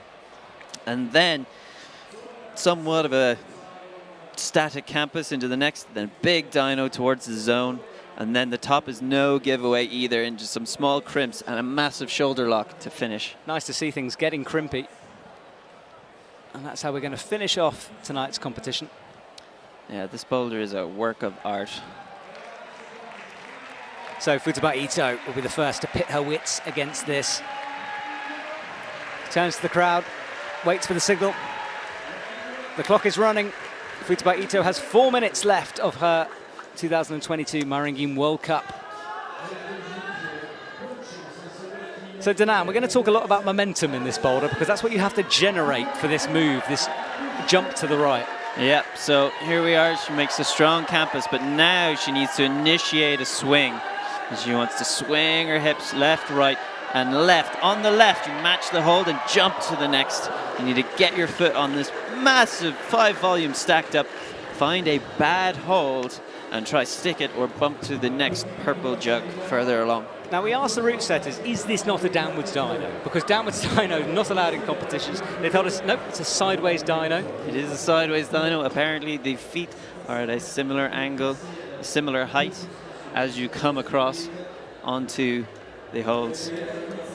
So there you go for you people out there who know the rules intimately. Not a downwards dyno, a sideways dyno instead. So 2 minutes 55 on the clock. Futaba Ito had a massive competition already, trying to make sure she has the energy for this last boulder, which really takes it out of you. Massive explosion from the arms in these moves, and then you have to coordinate, get the foot in the right place to make it work. Her best result so far is a 4th in Innsbruck last year. And not only do you have to jump, you also have to spot the right hand hold, which is black on black. So it's black on black, you have to spot it. And we can see there the mix-up with Futaba. She's swinging in a campus move, whereas we'd probably like to see her kick against the wall. The reason for this is because it adds an inwards and outwards force as opposed to just a left and right force, because you need to jump into the wall to get the next hold, not just across, because you won't get your weight in far enough to create friction, that directional force on the next hold. So Futaba Ito looking to step up onto the podium if she can. Currently in 5th, 2 zones, no tops so far. She gets herself going again. This pop up to the left, campus style out to the right. So powerful here. See that shoulders activating, fantastic. So looks for the swing. Now when we watched the route setters doing this earlier, they were kicking off the wall, and you mentioned that. Do you think that's perhaps what she should be doing? Or will this work for her? It could work. She did get further in this way. She kept her left foot against the wall, and that actually allows her to pull a little bit more on the right hand to generate that inwards momentum. So it is possible that it works this way. We're not sure. Let's see if she can figure it out. She's getting a bit further than the last attempt, but really only got 1 good attempt left, and she'll be so tired, especially through these powerful moves. Yeah, intense on the shoulders this, and that was the volume, as we can see, stacked up on the wall to create a platform. Such creative setting from our route setters here tonight. Here's the campus move. She's trying to generate all this swing with just her shoulders. Now uses the left foot to flick, but it's going to put her in a very awkward position for the next move. Fantastic there. You can see as she makes this second campus move up, she pulls all the way in to reduce that inertia. If she hangs lax, then there's this inertial force that pulls her away to the wall, but she pulls in, and you can see this gun show against her back. It's fantastic. One of the best parts of her climbing. So one last attempt probably as the clock ticks down. 17 seconds to go. She matches, driving off that left foot. Problem is, when you're kicking off that left foot, it's almost sending you away from the wall. Yeah, she did actually find a good method there where she matched. She kept the left foot in so she could statically match, and then therefore take this 2-part move and make it a 1-part move. So it was less of a intellectual load, you could say, a coordination load. But then she did find the right foot to kick off the wall to create that inwards and outwards momentum. Unfortunately, she didn't get far enough across on this attempt to the hold. That was the issue. So the swing, the drop down, the catch with the right hand. She found the right hand that time, missed it a few. Manages to spot it. You can tell by her face how much she wanted to hold it. She got some fingers around it, and it's such a climber instinct. I need to hold on, I need to hold on. And when it doesn't happen, there is this really big emotional reaction. Andrea Kumin comes out in front of her home crowd. She'll be desperate to make a podium, and this is her chance. 4 minutes stand between her and her first medal.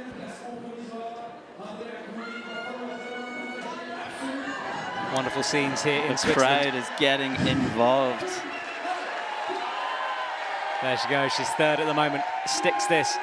Quite a physical campus to get her established. Legs swinging. How much has Boulder 3 taken it out of her? Now she's got to find some swing, kicking off the wall. Matches the flick down. Didn't quite get the match on the hands and the activation to pull into the wall. Really good swing on the legs there. Although unfortunately she did try to make a toe hook to make that second move easier. Was not the way, and she ended up making it a little bit more difficult for herself as that toe hook releases and creates that swing out from the wall. And you saw she had to really pull up to save from this outward swing. Great gun show, not good for doing the boulder. Well, we appreciate a good gun show as well. Andrea Kuhlmann looks at the time over on the left-hand side of your screen. So, I should say off the left-hand side of your screen where the clocks are. The athlete's easily able to see it, to keep track of it. The crowd is very much involved right now. Out she goes into the campus. Oh, she's getting tired, you can tell. Yeah, that's the lats just not managing the load there. And those shoulder muscles, you saw the scapular flare out. Hopefully next time she'll know, okay, that was an issue. Let's think about it a little bit more, activate there. Let's see, maybe she's too tired, maybe she can do it. So that's our leaderboard. Janja Garnbret, Natalia Grossman, and this lady here, Andrea Kuhlmann, in third at the moment. Stasha Geo, Oriane Berton, Natalia Grossman and Janja still to climb on this boulder. Plenty of climbing left in tonight's finals. She takes a moment, a bit of a longer rest. I think she's starting to get fatigued here. Yeah, definitely a bit of a heavy swing there. Not what she wants, but she's definitely going to give it something now. There you could tell she was all about trying to get far enough. She didn't want to do this 1-2 match because she knows it's a bit more difficult on the coordination side. Just trying to get across, it wasn't enough on this attempt. Yeah, got 2 feet on the volume. Not really far enough across to stay. Andrea Kuhlmann trying to figure out what's the solution, what's the sequence to this boulder. A very intense place right now. She is in third place, but she does have some athletes to come out that could take that medal position away from her. Trying to be composed, do this exceptionally hard boulder with 50 seconds left.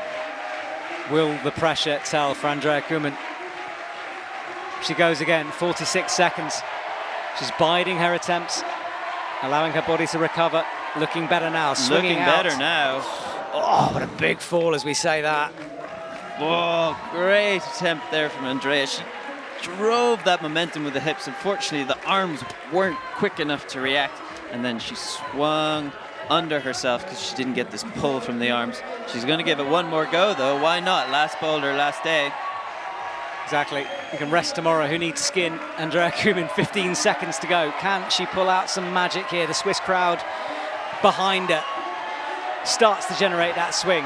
Matches statically. She's just going to have to launch for it. 4 seconds to go. 3, misses, falls. Andrea's competition is done.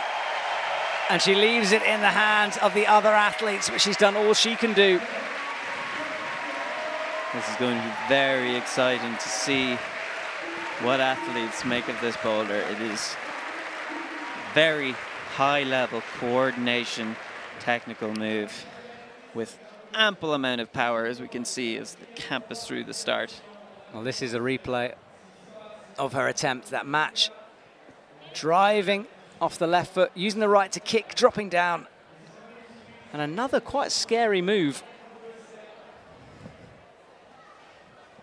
Very scary move. It is so difficult to just throw yourself in this direction and think, okay, my feet are going to land in this volume, not my face, I'll be fine. Stasha Geo joins us, running across the stage to stand in front of the final boulder. Stasha had a difficult time on that last boulder, not getting comfortable with what beta she wanted to choose. Now she's had to compose herself. Let's see what she can make of the final boulder of this women's final in Meiringen. She'll understand what she has to do here. She will have figured it out. Kicking off the wall like the route setters intended. Now, we know Stasha's had knee injuries in the past. This kind of a move, we have to land on a volume like that. Will that be playing in her head a little bit? Yes, I thought about exactly this as I was standing in front of the boulder. Anyone who's had a serious knee injury, and also any injuries, shoulders, fingers as well, a lot of climbers have to retrain to be comfortable because there's always that second thought in the back of your head. And at this moment, in this type of move, you cannot afford to have a second thought. You can only focus on getting there, doing the move. It's very difficult to manage. Stasha locks it in. If she gets to the zone in 5 attempts, she will move up the leaderboard. Different pair of shoes once again for Stasha, switching between stiff and soft. Whoa! She found a few little tricks there that really helped her out, getting that left toe in to match first, and then you simplify the move. It's just one section of movement rather than the two coming across matching. Now she wants to get far enough across under this volume while also being inside to grab the next toe. You can see she reached the volume to kick off rather than kicking off the wall. That allowed her to get a bit better of an angle, and I think she'll be a little bit happy with that attempt and see if she can build on it now. So Stasha, arms crossed, looks up. 2 minutes 15 on the clock. Cameraman getting that wonderful shots of her expression there on the mat. She has really composed herself after the last boulder, which is so hard to do in this intense headspace. Now let's see, can she do this insane coordination move? So she kicks off the volume this time. Takes a big fall down and out. You can tell Stasha's a little bit taller than some of the athletes and having that reach in order to kick off the volume on the right. Yeah, having that reach. I'm not sure what went wrong there. It could be a slip, but it's not the worst hold in the world. I am a little bit worried that there's some issues with the finger and she's afraid of trying to pull too hard on this hold. And remember the crimpy top to come at the end of this boulder. If she gets that far, she's going to have to work that out as well, especially if she's got the finger injury. So, a minute 20, odds stacked against Stasha, but she's a lady who can pull something special out of the bag when she needs to. She's got warrior spirit, she's got fight. What can she do in the dying seconds of this competition? Kicking again, but not finding that swing. Changed up the beta there, and she was upset with herself. She didn't put that left foot up, which gave her a much more solid position, and you could tell there was a lot of hesitation on that attempt. Yeah, you can feel it sometimes when it's not quite right. Better to stop, reset, which she does. Kicking again, can she get the swing this time? Going backwards, maybe instead of sideways on that momentum. You can see just pushing a little hard with the left foot. There you can see she's still trying to figure out what she wants to do. It was the same issue with the last boulder, just balance point between all the different betas that she knows is possible, but she has to pick one and go with it. And now she's very tired. Not sticking that swing. She's already done it 5 times in the last minute. Not easy to keep going, making those hard swings, but fantastic effort there from Stasha Geo. Yeah, Stasha leaves us down in 6th at the moment. Not what she will have wanted out of tonight. But as the man said, a fantastic fight from Stasha all the way to the end. And we're halfway through our final boulder. Oriane Berton, Natalia Grossman and Janja Garnbret to come. But let's watch Stasha. She rotates round, gets the campus move, kicks out with the feet.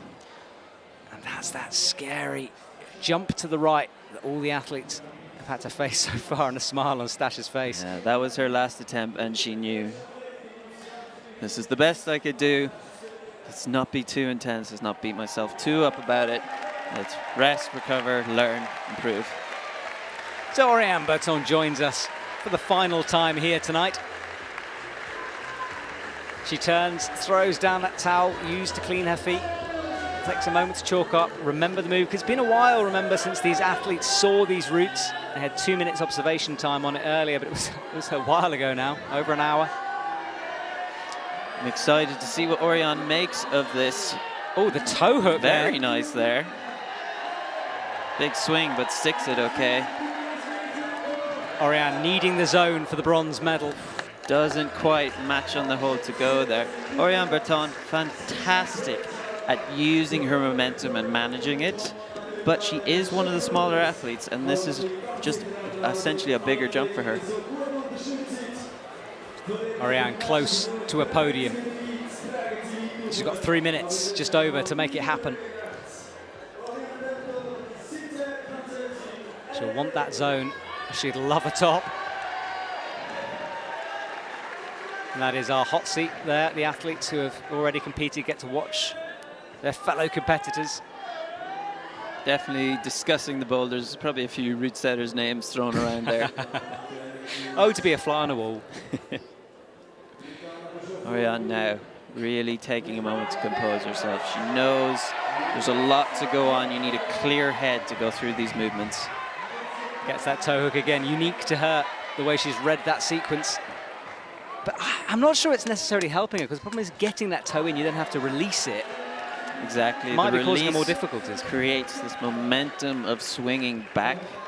The opposition, though, you have to essentially do part of a one-arm pull-up on this sloping hold, where Oriane may be aware of her style and abilities, just choosing to try avoid this campus static one-arm pull-up, as it is just very, very strength-based. Will she go again? Can't quite see a turn up. Yeah, she has got it in. Makes this second move more difficult, but this time, it's just that's the pull back in, isn't it? That was amazing. You could see she turns her head and she looks at her thumb and she tries to pinch this hold, because it's a sloper, there's no drag just pulling from the fingers. So she's pinching with her thumb and she looked at it to try and make it stronger. I'll have to try that next time. Oh yeah, just look at it. I'm looking at my arm right now really hard. It hasn't got any bigger. So Oriane aiming for that bronze. She's sitting in fourth at the moment, so close. Will she push Andrea Kumin off the podium? The Swiss crowd will be devastated if that happens. Oriane, once again, minute 10 on the clock, comes back in. That toe hook. So solid there, just dead stop in the momentum. Holds the swing. Now we get to see her do the jump. Big jump, but she's good at these. Oof. The thing is, it's taken her a while to get to this point, and the jump's really the crux of this move. So has she not left herself enough time to figure the sequence out? And she needs the energy. As much as she is compensating with technique, it is very powerful, and she takes the swing back, loading the arms and the back muscles so heavily. You can't do that too many times. Oriane's got 30 seconds between her and a bronze medal. She did get her hand on the hold, so she knows she can do it. She had a bit of a smile, but she also knows she hasn't got much time left. This could be it for Oriane. Comes up again, the toe hook. Sticks the swing once more. Now she's got the drop-down move to come. Creates a little bit of momentum. Holds it for a half, a tantalizing second. Head in her hands. She knows how close that was, and 8 seconds to go. It won't be enough as Oriane disappears behind our cheering crowd. She should be happy with herself for that. That's kicked off her competition season with a bang in a fourth place. So 2 to go, Natalia and Janja coming up. Now this swing, I actually just noticed how she kind of compensated. You can see here, she comes in, she goes out, and what she does is called a scorpion move, as she lets her legs swing out. So when you do this, you let your legs swing out, you have 2 forces to kill. You have the upwards force and the outwards force. Now, gravity's going to stop the upwards force, but the outwards force, if that gets to your hands, you're going to slide off. So the technique, as they call a scorpion, because it looks like a scorpion, you let these legs swing out to try disperse that outwards force. And the trick is, when you look at that, actually look at the hands, don't look at the legs, because they need to be pulling down. The legs go out, so the hands can keep staying down. Excellent analysis from Danan there. My name is Matt Green. I'm with Danan Murky here in the commentary box. And what an evening we're having. Privileged to watch these guys throwing themselves at the wall. 2 athletes to go. 2 athletes to go in such an intense competition. And I'm very excited because we have not seen this boulder top yet. Natalia Grossman cruising through these first moves. Not a bother for her. Absolute power there. Now let's see, can she make the jump? Yes! First time. How do you spot that first time? Natalia on for the flash attempt. Grabs it with perfect precision. Now coming through. The top match is exceptionally intense. The shoulder Gaston is slopey. Can she get that left foot up? She does and makes the match. Amazing effort from Natalia Grossman. A flash for her. Made it look effortless. Spotted the drop down move, the catch around the corner, put it all together. And a huge cheer from the crowd to send her on her way. She goes to the athlete holding area on the right-hand side. Let's see some replays of that. This was the flash. She was so comfortable on these holds. She could take the time to think, where's she going? Goes with the left foot. Not what you would expect, but actually quite smart because you end up in this layback position where you don't have the same barn door, as they call it, to swing around. And then up to the crimps, looking so comfortable here. But now, suddenly, very uncomfortable, very uncomfortable. Get this foot by your face. And you can see as she kind of rolls through her shoulder to get that hip into the wall and the left foot activated to get the pressure to match on this. You're not pulling down, you're pushing into this top hold. What a flash from Natalia. And now, one lady remaining, Janja Garnbret, for the final time, comes onto the stage. We know this boulder is climbable. We know it's flashable. Can Janja put it all together? 91% tops. Look at that statistic.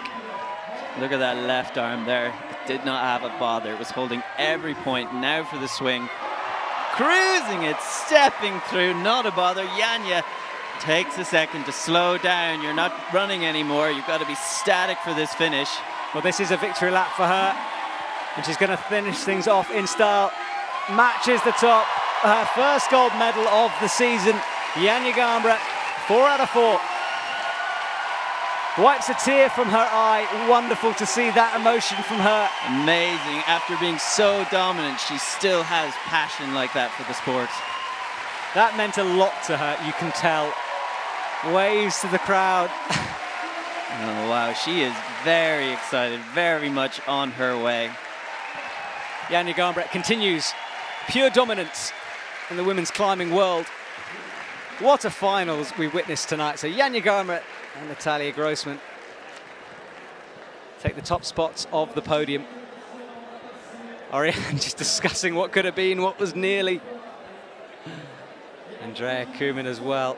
So much confusion, but congratulations. How did you do that? How did you do that? So let's watch a replay of that moment. Absolute masterclass, but the power, so the technique, the coordination, but the power in that first move, amazing. Now comfortable. You can see as she swings across, grabs this hold, she's already reaching through. She thought, I don't need to stabilize, I don't need to be comfortable, I'm just going to keep going. Yeah, cruise through the final crimpy section, dropping that knee down. Shoulder press to finish. Janja almost flawless this weekend. Amazing here, getting that foot so high and then quite comfortably leaning back onto the shoulder to make it work. You saw from Natalia, she really struggled, but she was quite smart. She worked with her skeleton to lean against the joint to make it work. Janja Garnbret cruised it, just lay back against it. Well, that was the moment as she sealed the win. So Janja Garnbret in first place, Natalia Grossman second, and home crowd favourite Andrea Kumin walks away with her first medal. What a story here tonight. And that wall. So Danan, any surprises for you here tonight? I mean, we expected Janja to be dominant, she was, but Andrea Kumin, I mean, one to watch for the rest of this season. So exciting to watch, and Well, I think it can be exemplified by the moment she took this human flag and refused to let go. That can just sort of summarize her entire show tonight. Absolutely amazing. Andrea Kumin fought like no one else, I believe, tonight. Well, then we'll be chatting to Janja down at the front of the stage in a few minutes. The flower ceremony next with the athletes. Get to celebrate in front of the crowd. Oriane Berton coming so close to that third place. That human flag of Andrea Kumin, as we saw, a photographer's dream as the athletes are presented. Danan's going to go and interview Janja down at the front of the stage in a couple of minutes. And there is Andrea Kumin. What a moment for her. Her second final ever, and she walks away with her first medal. Soaking up the moment for her. The crowd on their feet to celebrate their hometown hero. Next on stage will be Natalia Grossman from the USA. Her competition season begins with a medal, silver for her. Natalia, an all-round athlete, just as good as lead. We will be seeing her in many more finals this season, mark my words. Stands the right side. And coming into the middle of those three, the Queen, Janja Garnbret. Immediately setting herself up as the one to beat for the rest of the season. Waves to the crowd. She stands in that familiar first place position. She's presented with the flowers.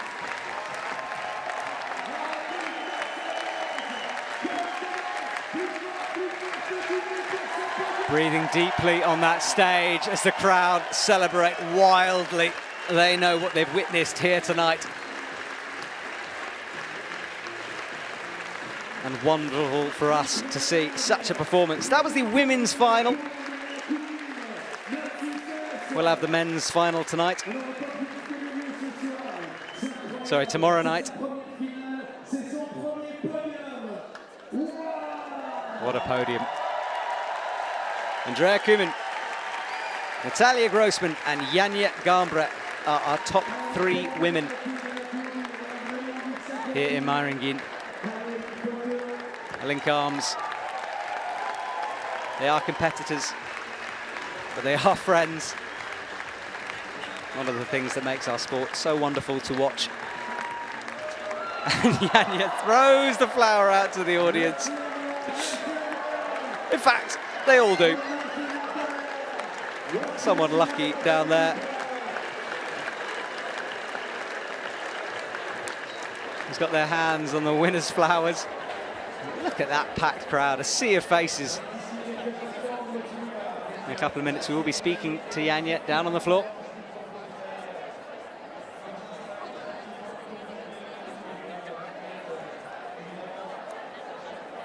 As everyone turns their attention away from that main stage.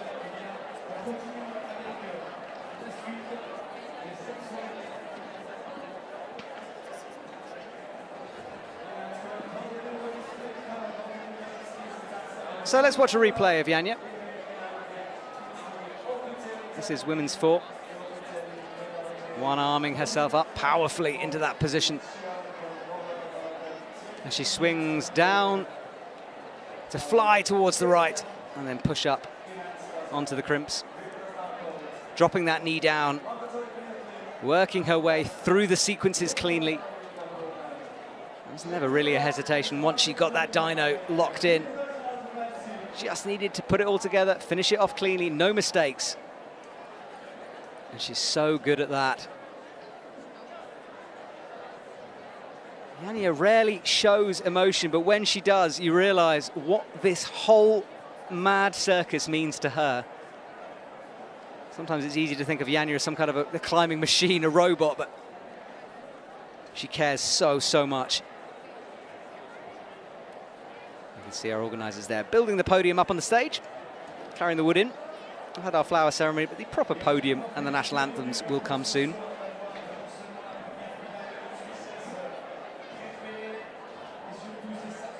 What a crowd we've had tonight. A very educated crowd here in Meiringen. You can tell they knew when the athletes were close, far away. The beers will be flowing tonight here in Switzerland. They celebrate Andrea's third place position. What a night for her. And what a way to kick off the season. We have a packed schedule, of course, here this year.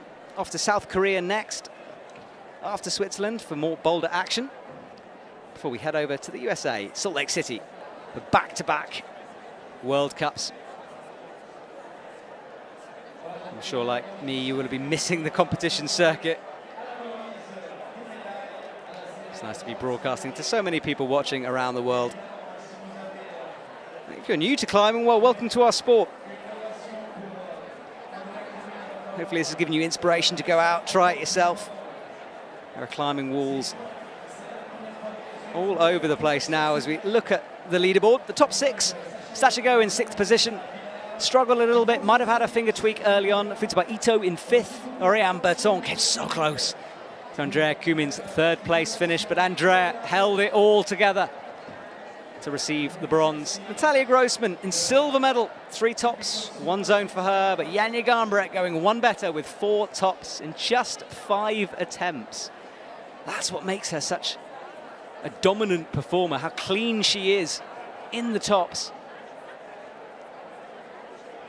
Just 1 tiny mistake in that finals, and trust me, that is an astounding performance considering how hard they are. So let's go down to Dan. A couple of seconds away from our interview with Janja. Let's go to the front of the stage and hear from our winner.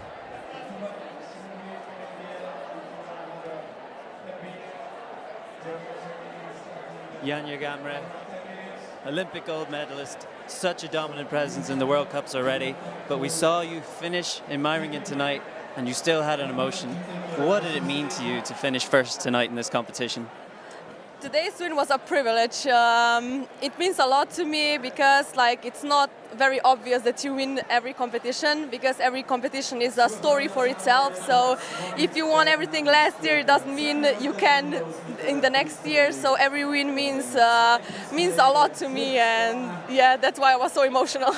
Wow, even after everything you're done, you're still grateful and appreciative of what you're doing now. What about the rest of the season? What are your hopes? So I've decided to skip bouldering season this year, so I'm doing just Meiringen, and then I will be skipping the next bouldering World Cups, and then I will be doing European Champs and Lead World Cup season. Ah, exciting. Is there a bit of a tactical reason for that, or is it more personal? I mean, definitely Olympics last year were a pretty hard take on physical preparation, on your mental preparation. So I feel like I need a little bit time off of comps, and I feel this year is the perfect year to do that. So this was the main reason. Yeah, perfect. And you very much deserve it. So it sounds like you've got the next Olympics already in mind, yeah? Definitely. Paris is already here. Maybe it seems far away, like it's in 2 years, but it will be quick. So definitely I have Paris in mind. Fantastic. We are very excited to see it. Thank you very much, Janja. Thank you.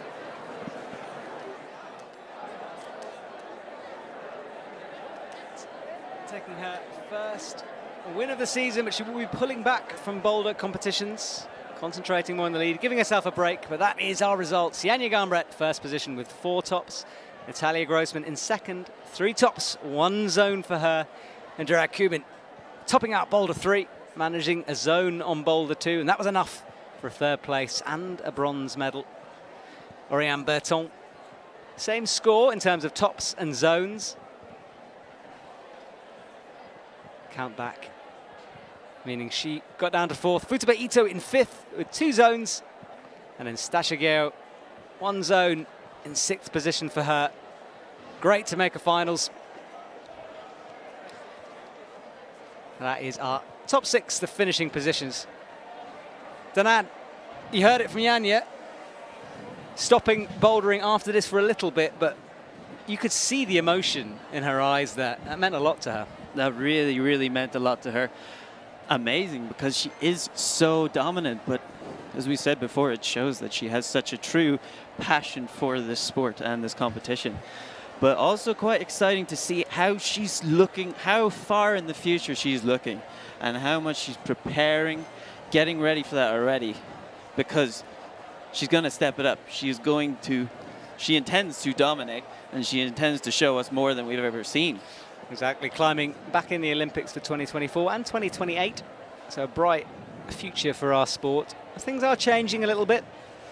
We're dropping speed from that combined competition, now just lead and boulder. And the rule change comes in as well. And we'll be talking about more of that later on in the season. There's lots to look forward to. European champs being the first time, well, the second time we had a test event in Barcelona where we saw the new rules coming in for the combined competition. But it's going to be fascinating, a time for us all to learn, tweak the rules, change things up, get ready for our second Olympics. We're now waiting for the proper award ceremony. I'll tell you what, let's have a little look at Janja on Boulder 3.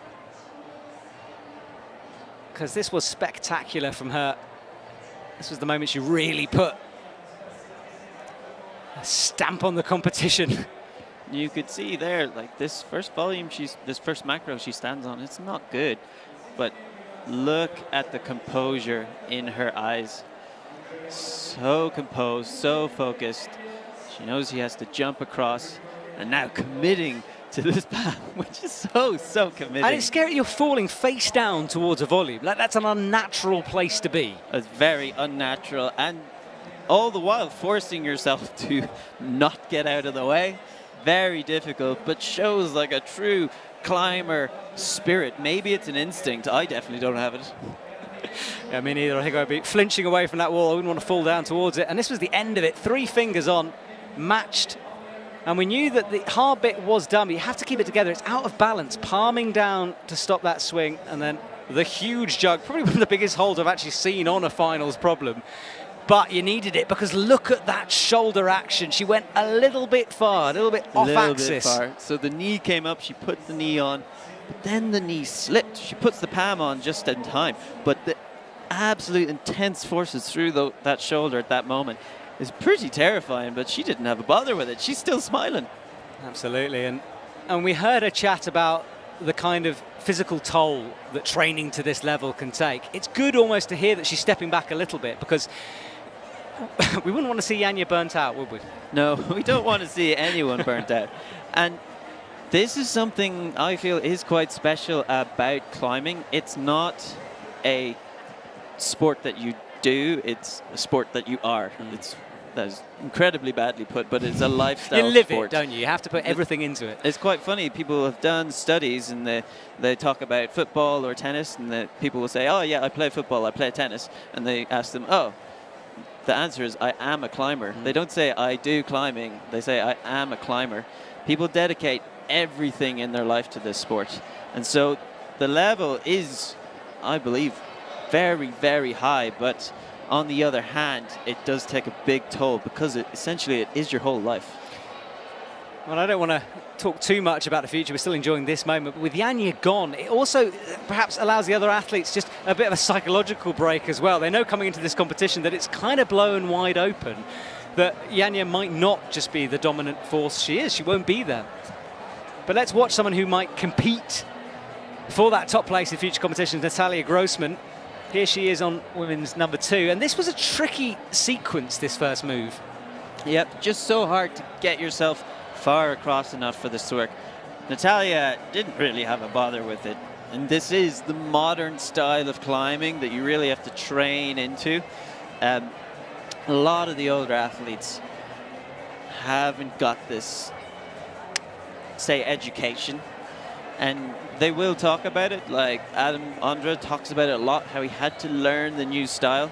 Whereas Natalia Grossman, one of these newer, upcoming athletes, has been doing it since no age. And we get to see some fantastic things. Well, there she is. She battled her way through. The first one to link this sequence of moves, pressing up towards that top. Brought the match in easily.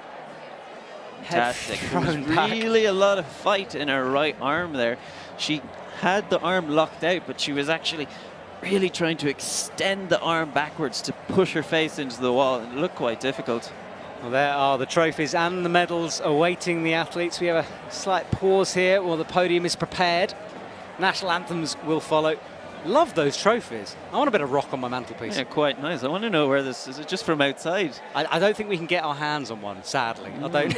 I'm wondering, is it Meiringen rock? Did they just walk up to the local cliff and whip a bit off? Chisel it out, yeah. Go and make us one. I quite like one of those. It won't be that fancy. I'm just going to get you a piece of rock. Thank you, man. Thank you. I appreciate it. I'll nail a piece of wood to it. I think that is the gold medal there, glinting. And there is Team Slovenia. And what a team Team Slovenia is. I mean, look, we talk about big teams, and we often talk about Team Japan and Team Slovenia just because of the consistency, the amount of times their athletes make it into the top 5, onto the podium. Why is that, do you think? What do they have that's special? It is very, very hard to answer this question. There are so many factors going into it all. Hang on, I'll just pause you there because we're watching Andrea here, who got the 3rd place. I'll let you think about that question because it's a tricky one. Andrea Kumin, what a performance from her in 3rd place. A bronze medal, her first. And this sequence, this human flag we're about to see, was spectacular. This is for sure the defining moment of the competition. This is pure determination. Your brain is screaming, let go, this is not good, this is not good. And I think Andrea Kumin heard the crowd in her ear and fought against that instinct with everything she had. Here we see she's going to come up, and then let's see this absolutely dramatic performance. Well, we're going to flick back to the podium because Janja Garnbret is going to receive her gold medal. Natalia Grossman silver, and that lady we just watched her, Andrea Kumin. Very, very well earned 3rd place today. Absolutely. Perhaps you can see breathing deeply there. I was just speaking to her before the finals. She thought about not even competing. She was not in the headspace. She thought, nope, this competition, maybe it's not for me, but sure, I'll go for it. I'll go for it. And here she is in 3rd place. I bet she's pretty happy she decided to go for it. Best decision she ever made, and there she is, standing up on the podium, hands raised in celebration. Bronze medal for her. She gets awarded the medal. Traditional dress there. I thought the stone was the medal. It would be quite hefty. It would be hard to put around the neck, but she hangs the medal around her neck, holds that trophy. There it is, raises it skyward. She will be remembering her first medal for a long, long time. So bronze for her. And then joining her on that podium from the USA, Natalia Grossman stands tall. She continues her run of form. Really on form. Well, current world champion, current overall winner.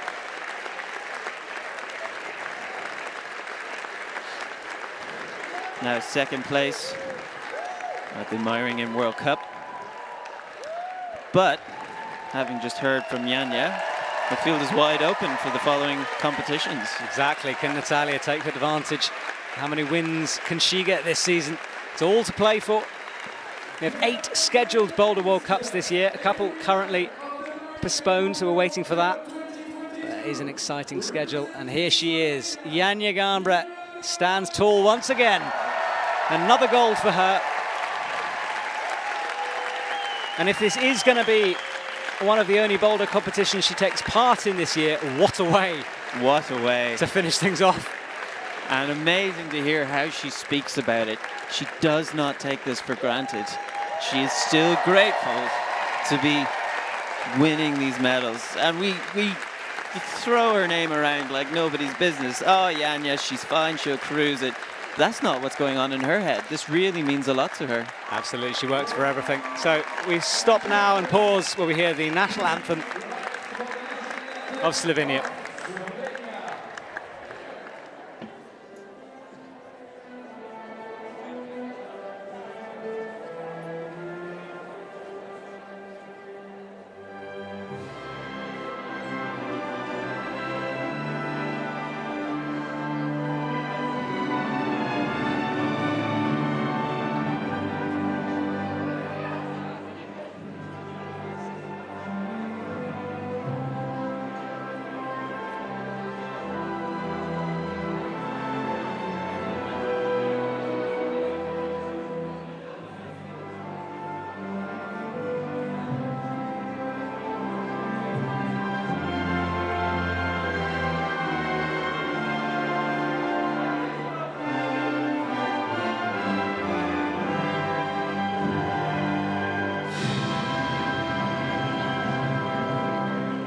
Well, there we go.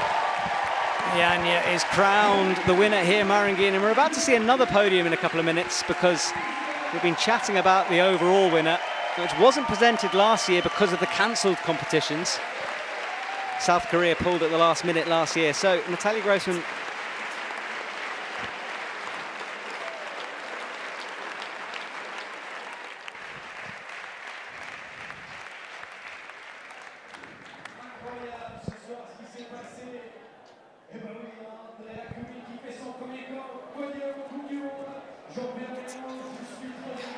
So we will say goodbye here in Meiringen.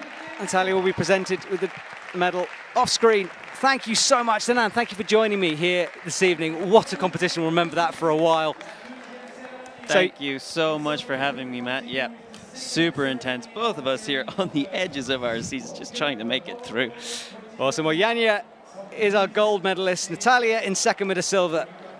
Andrea Kumin in third.